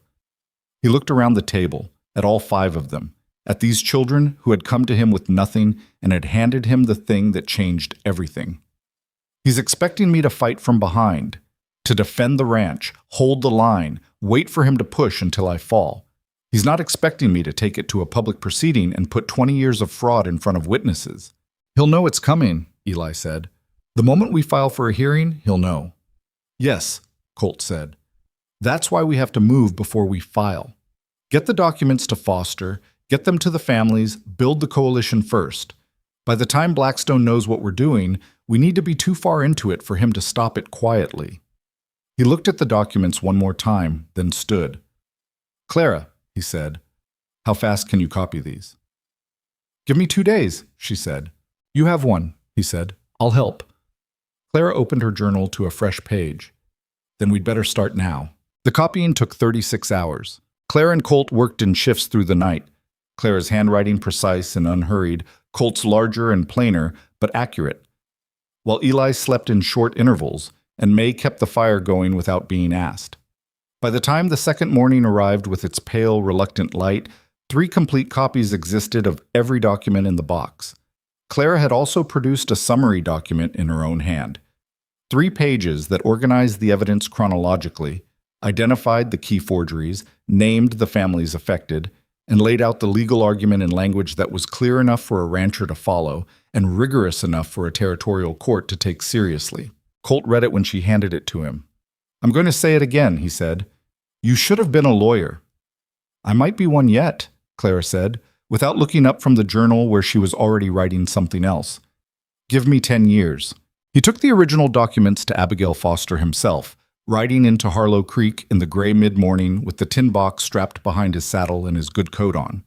Foster was a small, spare woman of around 50 with silver hair and the kind of eyes that had spent decades looking at paperwork and could identify an irregularity the way a musician identifies an off note, immediately, involuntarily, without having to think about it. She read Clara's summary document first. Then she asked for the originals. She read those with a stillness that intensified as she moved through the pages, her expression growing progressively more concentrated, like a lens bringing scattered light to a point. When she finished, she set the papers down and looked at Colt across her desk. Where did you find these? She said. On my property, he said, in the structure that predates my claim, the original settlers building. This is Amos Whitfield's documentation, she said. Yes, ma'am. Amos Whitfield filed the first legitimate land survey in this valley in 1861. He died in 1876. His family left the valley in 1880 under circumstances that— She stopped. She looked back at the forged transfer documents. Under circumstances, she said quietly, that I now understand considerably better. Can you act on it? Colt said. I can receive and formally record these documents as submitted evidence in a land dispute filing, she said carefully, which means they become part of the official county record, which means they cannot be destroyed or suppressed without committing a separate crime. She met his eyes. Yes, Mr. Mercer, I can act on it. And the hearing? I can recommend an expedited hearing to the land commissioner on grounds of fraudulent misrepresentation of title, she said. Given the scope of what's here, she looked at the papers again. It won't be a small hearing. No, Colt said. It won't. He rode home through the thin afternoon light, with the particular feeling of someone who has set something in motion that cannot now be stopped. It was not a comfortable feeling, but it was a real one. Blackstone found out within 48 hours. Colt had expected it. Harlow Creek was not a large town, and Foster's office was not invisible, and a man like Blackstone had eyes in places that most people didn't know to look. What he hadn't entirely predicted was the form the response would take. Dodd arrived at the ranch on a Thursday morning with two men Colt didn't recognize, large, quiet men who positioned themselves in the yard with the practiced ease of people who had done this before. Dodd himself stayed on horseback and looked at Colt on the porch, with an expression that had shed all its earlier cordiality. "You've made a significant mistake," Dodd said. "Possibly," Colt said. He kept his hands loose at his sides. "You'll have to be more specific. I've made a few." "The documents you filed with Foster are illegitimate," Dodd said. "Old papers from a defunct claim, taken out of context, interpreted by someone with no legal standing to interpret them." "That's what the hearing's for," Colt said. "There won't be a hearing," Dodd said. "Mr. Blackstone has significant relationships with the Territorial Land Commissioner's office. This filing will be reviewed and declined within the week." "Then he's got nothing to worry about," Colt said. "So why are you here?" Dodd's jaw tightened. "He wants the documents returned." "They're filed with the county now," Colt said. "You'd have to talk to Miss Foster about that." "Mr. Mercer, the copies are in 3 other locations," Colt said. He kept his voice level and conversational, as if he were discussing the weather. "If something were to happen to this ranch, or to anyone on this property, those copies would go directly to the territorial capital and to every newspaper that covers the Montana Land District. I want to be clear about that so there's no misunderstanding." He looked at Dodd steadily. "And I want to be clear that the families who've seen this documentation are not the kind of people who forget what they've read." The two men in the yard were still. Dodd held Colt's gaze for a long moment with the expression of someone reassessing a situation they'd thought they understood. "You've been busy," he said finally. "Winter's long," Colt said. "Give my regards to your employer." Dodd turned his horse and left. The two men followed without having spoken a word. When they were gone, Nate appeared from around the corner of the barn where he had been standing, very still, for the entire conversation. He had Colt's rifle across his arms, not raised, not pointed at anyone, just present in the way that a reminder is present. Colt looked at him. "Clara's idea," Nate said. "She said visibility was a deterrent." "She's right," Colt said. He looked at the track where Dodd had gone. "She usually is." The ranching families came to the meeting 2 weeks later. Not all 12, but Colt had expected that. 3 families sent no response. One sent a polite note that said nothing directly but communicated clearly that they had made their arrangements and intended to keep them. But 8 families came, arriving in 1s and 2s on a clear, cold Saturday morning, their wagons pulling into the yard of the Mercer Ranch with the particular combination of wariness and determination that characterized people who had been afraid for a long time and had finally decided that the fear was costing more than it was protecting. Colt had set up the barn for the meeting, the largest covered space, the space Nate had helped repair, with the new hinge on the door and the south wall straightened by a winter of collective labor. Clara had organized the copies of the documents in stacks by family, each set labeled with the name of the original claim they referenced. Eli had set up a rough table from sawhorses and boards. May had made coffee on the small camp stove they'd carried in from the house. Iris had been given, with grave ceremony by Clara, the responsibility of distributing papers. She did this with the focused seriousness of someone who understood they'd been trusted with something important. Bill Rourke came. He stood at the back of the assembled group with his hat in his hands and didn't meet Colt's eyes for the first part of the meeting, which was its own kind of acknowledgement. A woman named Helen Marsh, who ran the Marsh grazing operation alone since her husband's death 2 years earlier, and who had been resisting Blackstone's overtures with a stubbornness that the valley found remarkable, stood at the front and read Clara's summary document with the deliberate care of someone who intended to understand every word before they moved to the next one. When she finished, she looked up. "The Whitfield survey is legitimate," she said.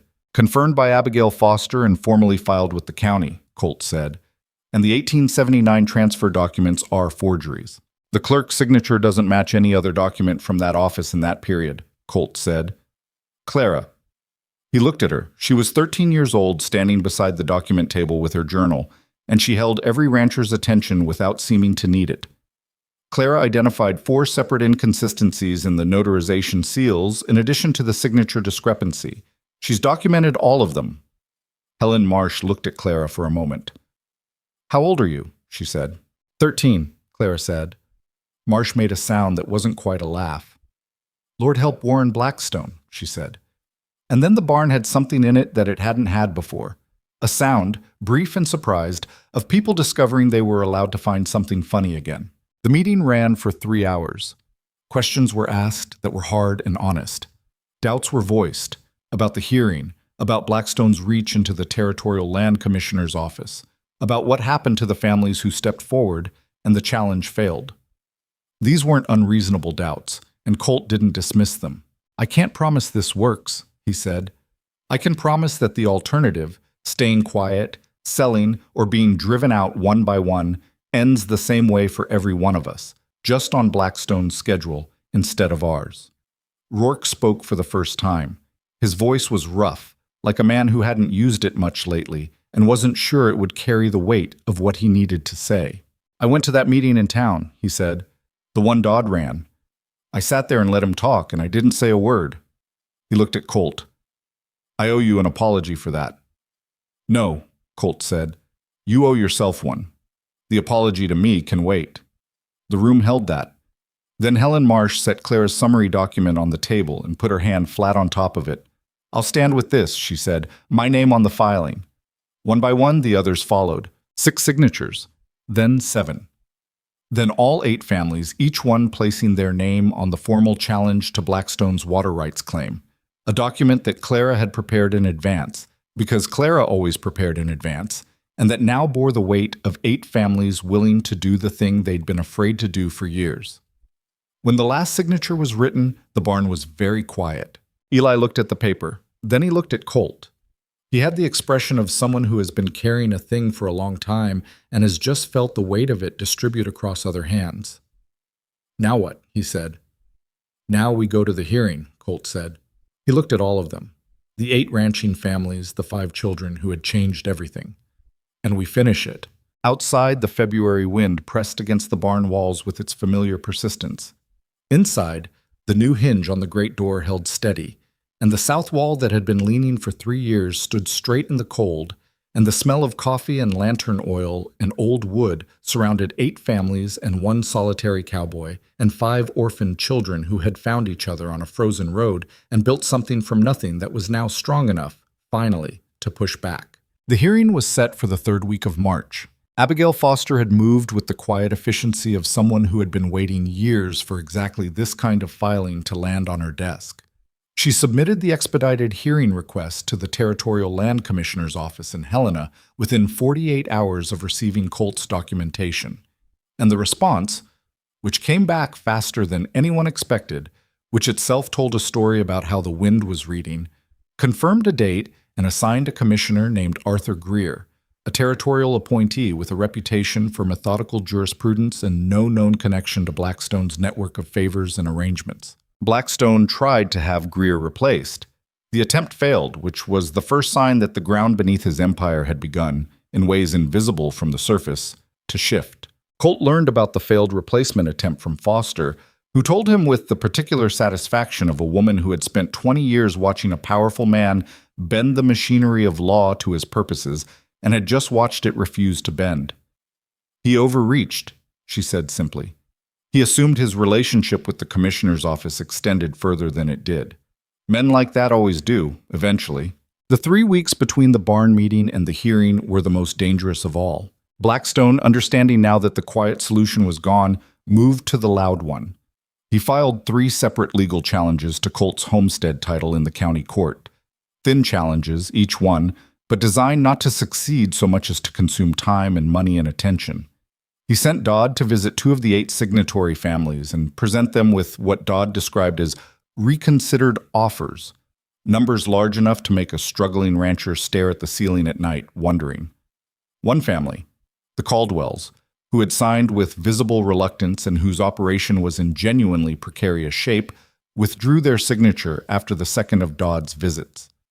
Colt didn't blame them. He understood the arithmetic of a family that couldn't afford to lose. The remaining 7 held. Clara tracked all of it in her journal, which had by this point grown to encompass 3 separate notebooks: documentation, correspondence, and what she called her analysis book, in which she recorded patterns and drew conclusions in the precise, unsparing language of someone who had learned early that clarity was a form of courage.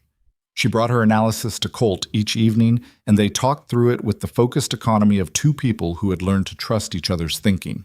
"He's burning resources," she said one evening, 8 days before the hearing.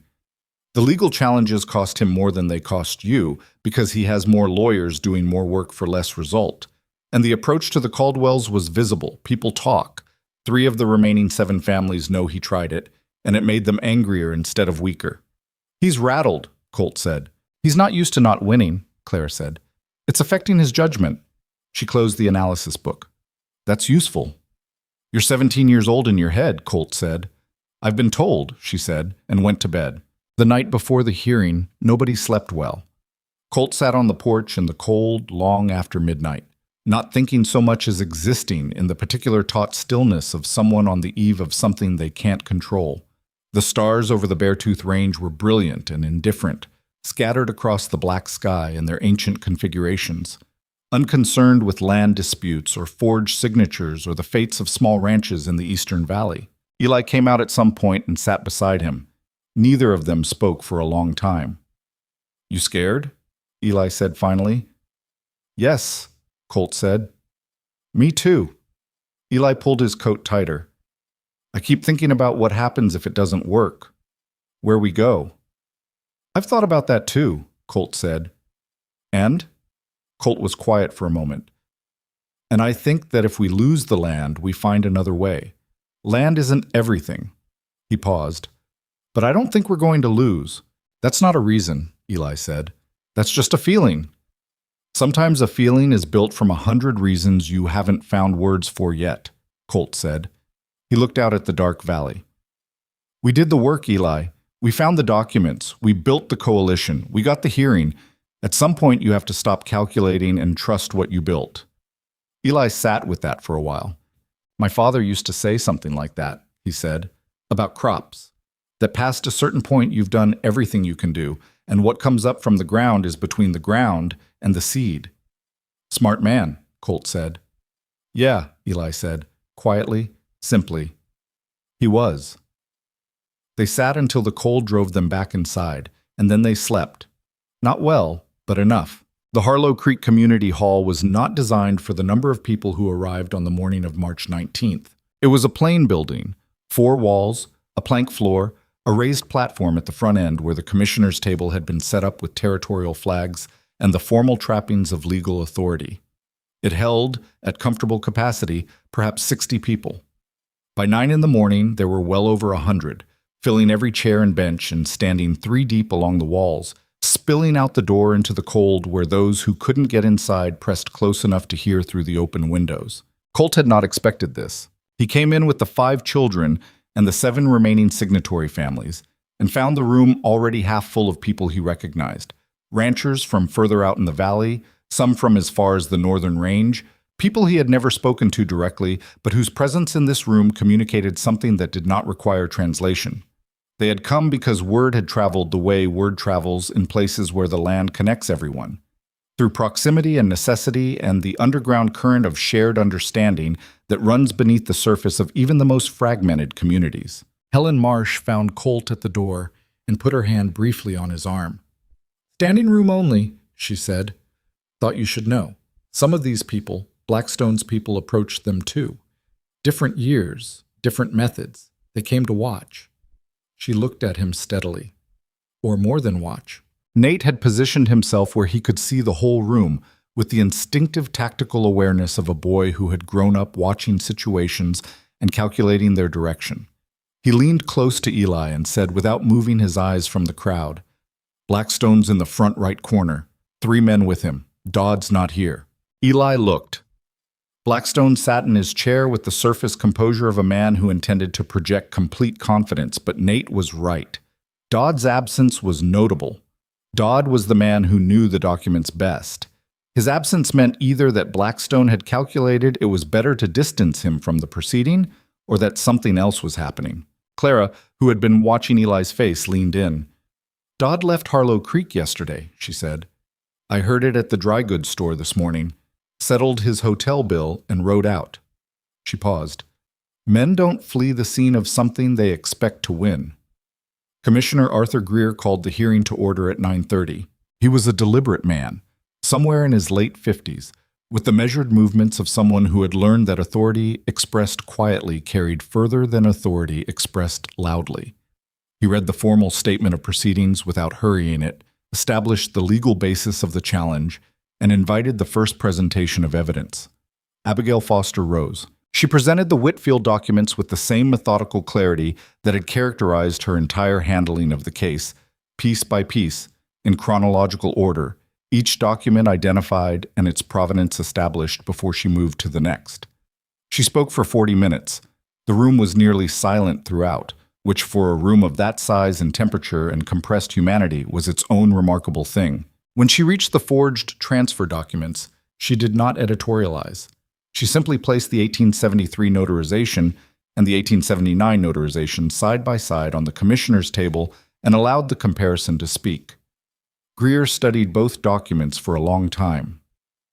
"The territorial clerk's signature," he said, "is not consistent between documents from the same office in the same period," Foster said. "I have 3 additional examples here of authentic merit signatures from the Billings District Office, obtained through the Territorial Archive, for comparison." She produced them.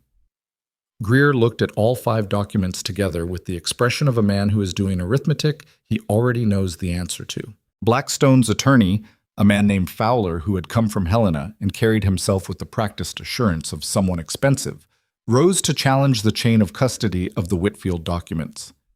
It was a reasonable legal argument, and he made it competently. Commissioner Greer heard it out, then turned to Foster. "Miss Foster, the documents were received by your office in what condition?" "Sealed in an oilcloth-wrapped tin box, consistent with period storage methods," she said. "Intact, undisturbed, with no evidence of subsequent modification. The ink oxidation on the original survey documents is consistent with papers of 26 years' age. Can you speak to the integrity of the discovery circumstances?" Foster turned slightly. "I'd ask that the individual who located the documents be permitted to address that directly." Greer looked at the room. "Who located these documents?" Colt stood. "They were found on my property, in the original homestead structure, by one of the children in my care." He paused. "Iris Calloway. She's 6 years old." The room processed this in a brief, collective silence. Fowler began to say something about the reliability of testimony from, and Greer raised one hand, not dramatically, just with the quiet authority of someone who had spent decades in rooms like this. "The documents were authenticated by Miss Foster's office," Greer said. "The discovery circumstances are relevant to provenance, not to authenticity. The authenticity question has been addressed." He looked at Fowler. "Is there a substantive challenge to the content of the Whitfield survey?" There was a pause. The particular pause of an attorney calculating whether the ground he's about to step on will hold his weight. "The Whitfield survey," Fowler said carefully, "predates the formal county record system. Its legal standing as a governing document is established by territorial land law of 1858, Foster said, which predates the county system and which has never been superseded on the question of original claim precedence." She said it without heat, without triumph, just as fact. "If Mr. Fowler would like the relevant statute, I have it here." She had it there. The hearing moved through the morning and into the early afternoon, and as it moved, the shape of what was happening became visible to everyone in the room, the way weather becomes visible on the Montana horizon, first as a possibility, then as a certainty, then as something already arrived. Greer heard testimony from 3 of the signatory families about the pressure they had experienced, the threats, the manufactured legal challenges, the visits from Dodd. He heard from Helen Marsh about her husband's interaction with Blackstone's representatives 2 years before his death, an interaction she had documented in writing at the time and had kept because she was the kind of woman who kept things. He heard from a rancher named Cal Dennison who had purchased a parcel from Blackstone 3 years ago in good faith, and whose purchase, as the Whitfield documents made clear, had been of land Blackstone had no legitimate right to sell. And then, late in the afternoon, something happened that nobody had planned for. One of the three men who had come to the hearing with Blackstone stood up. He was a middle-aged man with a weathered face and the hands of someone who had spent his working life outdoors. He had been one of Blackstone's ranch foremen for 11 years. He stood without being called, without apparent plan, with the expression of someone who had made a decision they'd been postponing for a very long time and had finally run out of postponements. "I want to speak," he said. Greer looked at him. "State your name and your connection to this proceeding." "Name's Roy Hatch," the man said. "I work for Warren Blackstone. Worked for him 11 years. He didn't look at Blackstone. I was present on 3 occasions when Gerald Dodd met with landowners to discuss. He called it discussing, but it wasn't discussing. Transfer of their claims. I was present when equipment was transported to the Mercer property line in January. I was told it was a boundary survey." He paused. "It wasn't a boundary survey." The room made a sound, not loud, just the collective exhale of 100 people releasing something held too long. Blackstone's face had gone the color of cold ash. "I've been meaning to say this for a while," Hatch said. He still hadn't looked at his employer. "I'm saying it now because it seems like the last reasonable moment to say it." Fowler was on his feet. Greer let him speak his objection, heard it fully, and then explained with the same measured authority he'd maintained throughout the entire proceeding. The testimony offered voluntarily from a direct witness fell within the scope of the hearing as constituted. Fowler sat back down. He had the look of a man whose contract had just become considerably less comfortable. Greer recessed the hearing for 30 minutes. When he returned, he spent 15 minutes reviewing his notes with the focused attention of a man who intended to be absolutely precise about what he said next. Then he looked up at the room. His ruling was methodical and complete. The Whitfield Survey of 1861 was confirmed as the governing land document for Copper Ridge Valley, its precedents established under territorial law. The 1879 transfer documents were found to be fraudulent on the basis of the signature inconsistencies and the absence of corroborating filings in the official territorial archive. The water rights claims that Blackstone had exercised on the Eastern Valley floor were declared invalid pending full review by the Territorial Land Office. All properties transferred under the fraudulent 1879 documentation were subject to a formal re-examination of title. He recommended criminal referral to the Territorial Attorney General's office regarding the forged notarizations. Blackstone left before Greer finished speaking. He walked out with the contained, forward-facing movement of a man who had calculated that dignity and defeat required not witnessing the full extent of it. Nobody stopped him. Nobody needed to. Fowler gathered his papers and followed. The 3 men who had come with Blackstone, minus Roy Hatch, who remained in his seat with his hands on his knees and the expression of someone who has set down a weight and is still adjusting to the absence of it, dispersed into the crowd and were gone. The room held its silence for a moment after Greer closed the proceedings. Then Helen Marsh started clapping. It wasn't the explosive, celebratory sound of people who had expected to win. It was slower and more considered than that. The sound of people who had not been sure, who had been afraid, who had come anyway and found that coming had been enough. It spread through the room from person to person, and it was not triumphant so much as it was relieved, in the deep bone-level way of communities that have been holding their breath for years and have just been told they can stop. Colt stood in the middle of it and felt the sound move through him and did not clap himself. He stood with his hat in his hands and looked at 5 children arranged in a row beside him. Eli with his gray eyes and his father's jaw. Nate grinning with the uncomplicated joy of someone who had wanted a fight and won it. Clara writing something in her journal immediately, already capturing it, not wanting the precise texture of the moment to escape. May, who was crying, quietly, without drama, the way she did everything, the tears simply present on her face, as if they had always been waiting for this exact permission to arrive.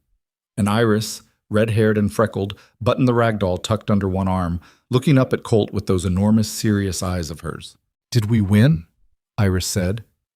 "Yes," Colt said. His voice came out rougher than he intended. "We won." Iris considered this for a moment with the gravity of someone receiving important information. Then she reached up and took his hand. It was such a small thing. The hand of a 6-year-old girl slipping into the rough, work-scarred hand of a man who had lived alone for 4 years and had stopped expecting anyone to reach for him. It weighed almost nothing. It changed everything.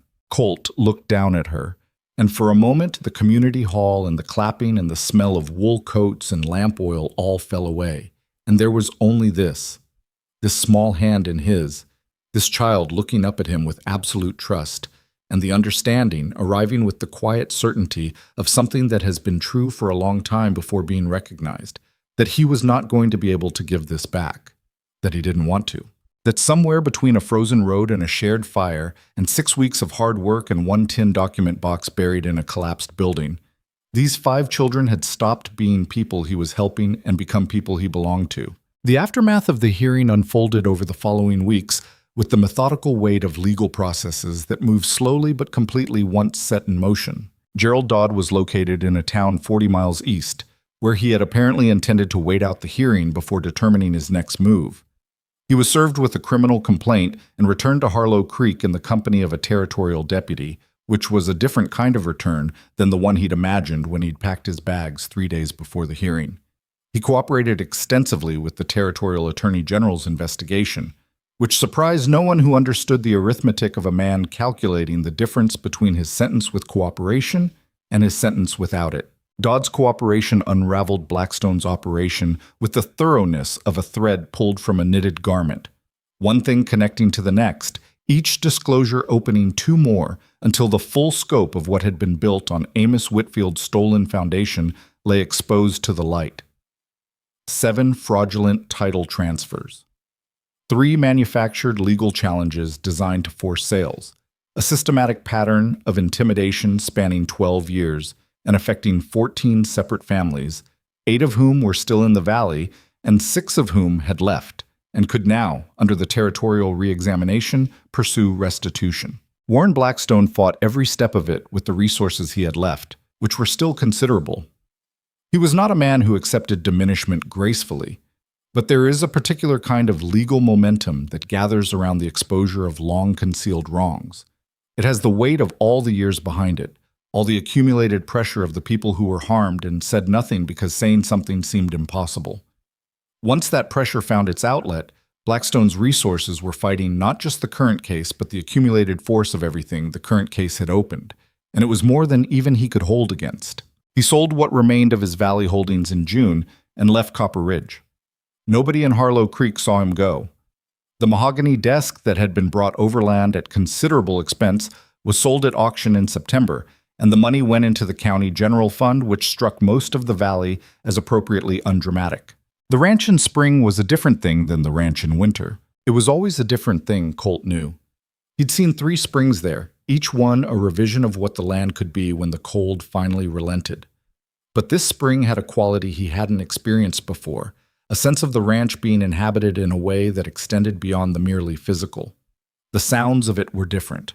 The feeling of the yard in the morning was different. Even the animals responded differently. The cattle calmer, the horses more settled, the barn cats that had materialized from somewhere in February allowing themselves to be touched by Iris, and only Iris, with the particular feline discernment that cannot be argued with. Iris's garden came up in April. It came up better than either of them had expected. The garlic sturdy and vigorous, the bean seedlings pushing through the turned earth with the robust confidence of things that had been properly prepared for. Iris knelt beside the first sprouts on the morning she found them and examined them with the focused reverence of someone witnessing a kept promise. She said she'd learn, Colt told Eli that evening, watching Iris in the garden from the porch. She meant it, Eli said. I know she did, Colt said. That's not what surprises me. What surprises you? Colt watched the small figure crouched among the green sprouts, red hair catching the late afternoon light. That she kept at it, he said. Through the winter. Through everything. She turned that soil in November when we didn't know if we'd be on this property by spring, and she put the straw down and she waited. He shook his head slightly. 6 years old. She's a Calloway, Eli said, with a simplicity that contained everything. The official question of the children's guardianship was raised in May by a county administrator named Willis, who arrived with the particular apologetic manner of someone doing a job they find personally uncomfortable but professionally necessary. He sat across from Colt at the kitchen table and explained, in careful language, that 5 orphaned minors residing informally with an unmarried adult required some formal legal arrangement, and that the county was obligated to establish one. "There are families in the valley who've expressed interest," Willis said carefully. "Established families with—" "They don't want to go," Colt said. Willis paused. "Mr. Mercer, the children's preference has weight, but the county's responsibility—" "Ask them," Colt said. Willis looked at him. "Ask them," Colt said again. "Right now, in this house. Ask each of them where they want to live." Willis had not expected this, but he was a thorough man and he did his job thoroughly. He spoke to each child separately, in the small bedroom at the back of the house that had become the girls' room, while Colt waited in the kitchen and tried not to listen, which was impossible given the size of the house. He heard Willis's careful official questions. He heard Eli's measured, unequivocal answer. He heard Nate's considerably less measured but equally unequivocal answer, which included the observation that anyone who tried to move them was going to have a significant problem on their hands. He heard Clara's precise, structured response, which was likely the most legally coherent statement Willis received from any person in the room that day, adult or child. He heard May's quiet voice, steadier than it had ever been in November, saying simply and completely, "Here." He heard Iris explain, with the earnest, logical thoroughness of a 6-year-old who has thought this through, that she couldn't possibly leave because her garden was just coming up and plants needed consistent care, and Colt didn't know enough yet to manage it without her. Willis came back to the kitchen table and sat down. He looked at his papers for a moment. "Mr. Mercer," he said, "are you prepared to pursue formal guardianship?" Colt had thought about this question for months. Not the answer. The answer had been clear for longer than he'd admitted to himself. What he'd thought about was how to carry it, what it meant to be responsible for 5 lives when he'd spent 4 years being responsible for almost none, including sometimes his own. What it meant to be someone's anchor when the water was deep, whether he was equipped for it, whether equipped was even the right question. He had decided, sometime in the long weeks between the barn meeting and the hearing, that equipped was not the right question. The right question was whether he was willing, whether he would show up day after day in the cold and the difficulty and the ordinary relentless demands of 5 children becoming 5 people. Whether the man who had given away his last meal on a frozen road was the same man who would still be there when Iris's garden needed tending and Nate needed to be talked down from something reckless, and Clara needed to know that being sharp and precise and sometimes difficult was not something she needed to apologize for, and May needed to know that her silence had never been the wrong answer, and Eli needed to know that the weight of being the oldest didn't have to be carried alone. Whether that man was him. "Yes," Colt said, "I am." Willis wrote something on his papers. The scratch of the pen in the quiet kitchen was the sound of something becoming official that had already been real for months. The formal guardianship was granted in July. Helen Marsh threw a gathering at her place to mark it. Not a party exactly. More a community meal of the kind that frontier people had been using for generations to acknowledge the things that mattered without making too much ceremony of them. Tables outside in the warm summer evening, food that 14 families had contributed, children running in the long light Montana dusk with the particular freedom of summer. Nate had, in the intervening months, developed such a rapport with Pepper, the roan gelding, that Colt had quietly begun to think of them as a unit. At the gathering, he rode Pepper around the Marsh property's outer fence at a pace that was technically within acceptable bounds, and achieved a level of mutual understanding with the horse that made even Helen Marsh stop and watch. "That boy has a gift," she said to Colt. "Don't tell him," Colt said. "He's barely manageable as it is." Clara spent most of the gathering in conversation with Abigail Foster, who had come from Harlow Creek and who had, over the preceding months, developed a habit of lending Clara books from her personal library and receiving them back with handwritten notes in the margins that she found, she said, consistently more interesting than her own thoughts on the subject. At the gathering, she brought Clara a copy of a territorial law compendium that was 3 years old and already considerably more marked up than when it left Foster's shelf. May helped Helen Marsh in the kitchen for part of the evening, and at some point they could be heard talking. Actual talking. May's voice a steady, quiet presence in the warm kitchen air, about something that nobody outside needed to hear. When they came out, May was carrying a dish, and Helen had an expression on her face that said she had been given something she hadn't expected, and was still deciding where to put it. Iris fell asleep under a tree at 9 o'clock with Button in her arms, and had to be carried home, which Colt did without waking her, all 3 miles back to the ranch in the warm summer dark, with Eli riding alongside and neither of them saying much because there wasn't much that needed to be said. He laid her in her bed and she stirred enough to say, without fully waking, "Did I miss anything?" "Nothing important," he said. She settled back into sleep with the complete, immediate surrender of childhood. He stood in the doorway for a moment and looked at her. This small, stubborn, red-haired girl who had collapsed on a frozen road in November, and who had spent the spring on her knees in a garden she'd turned in frozen ground because she'd decided it would come up and had not considered the alternative worth thinking about. He thought about the road, about the wind coming down from the Beartooth Range, about a single loaf of bread and a pot of stew that had been meant to last him the week, and the particular simplicity of a decision that had not felt like a decision at all. Just the next thing that needed doing, done. He had not understood then what he was beginning. You never do. The moments that rewrite your life don't announce themselves. They arrive wearing the plain clothes of ordinary necessity, a frozen road, a hungry child, a meal shared with people who needed it. And only later, when you look back at the thread and trace it forward, do you understand that you were not just feeding 5 children.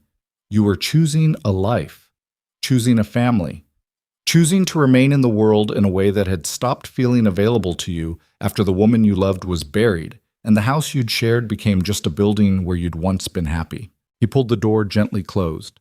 In the main room, Eli was at the table with the ranch accounts, adding figures in the lamplight. The same as every evening, the same quiet discipline, the same careful stewardship. He looked up when Colt came in. "She okay?" he said. "Asleep," Colt said. He sat down across from Eli. The lamp burned between them, the same as it had burned through the copious nights, and the planning nights, and the nights before the hearing, and the shadows it made on the walls were comfortable and familiar. Eli looked back at the accounts. "We're going to be able to bring in 2 more head before fall, if the east pasture holds," he said. "And Clara thinks we should consider winter wheat on the south section. She's been reading about it. Says the soil profile might support it." "It might," Colt said. "She's usually right," Eli said. There was something in his voice, not quite pride, but adjacent to it, the particular warmth of someone speaking about a person they love without having to qualify it. "She is," Colt said. Eli made a note in the account book. The scratch of the pencil, the lamp, the dark Montana summer outside the windows, full of crickets and the distant movement of cattle in the east pasture and the wide, silent sky pressing down on the Beartooth Range. "Colt," Eli said without looking up. "Yeah." A pause. The pencil stopped. "Thank you," Eli said, "for not leaving us on the road." It was the first time in 8 months that any of the children had said it directly. Not because they hadn't felt it. Colt knew they had. In every repaired fence and tended garden and late-night account book and quiet conversation on the porch. But Eli was a careful person, and careful people wait until they are certain that the words will hold the weight they're carrying before they say them. Colt looked at the boy across the table, 15 years old when they'd met on a frozen road. 16 now, sitting in the lamplight of a ranch that both of them had fought to keep, doing the accounts of a future that neither of them had been sure would exist. "Thank you," Colt said, "for knocking on my door." Eli looked up. His gray eyes in the lamplight were his mother's eyes, and they held everything. The grief that didn't go away, the strength that had grown alongside it, the particular quality of a person who has been broken by the world and has chosen, with full understanding of what that choice costs, to build something anyway. He nodded, once. Then he looked back at the accounts, and Colt leaned back in his chair and listened to the ranch, to Nate's boots somewhere down the hall, to Clara's pages turning in the next room, to May's quiet breath from behind her door, to the sound of a house occupied by people who had found each other against every reasonable probability and had decided, each in their own way, that finding was not enough, that staying was the thing, that the meal shared on a frozen road was not the beginning and not the end, but only the first moment of a long, ordinary, irreplaceable life, the kind that doesn't announce itself as remarkable, that simply accumulates day by day and season by season into something that can withstand the weight of everything the world decides to put on it. Outside, the Montana summer moved through its long, unhurried dark. Inside, the lamp burned on,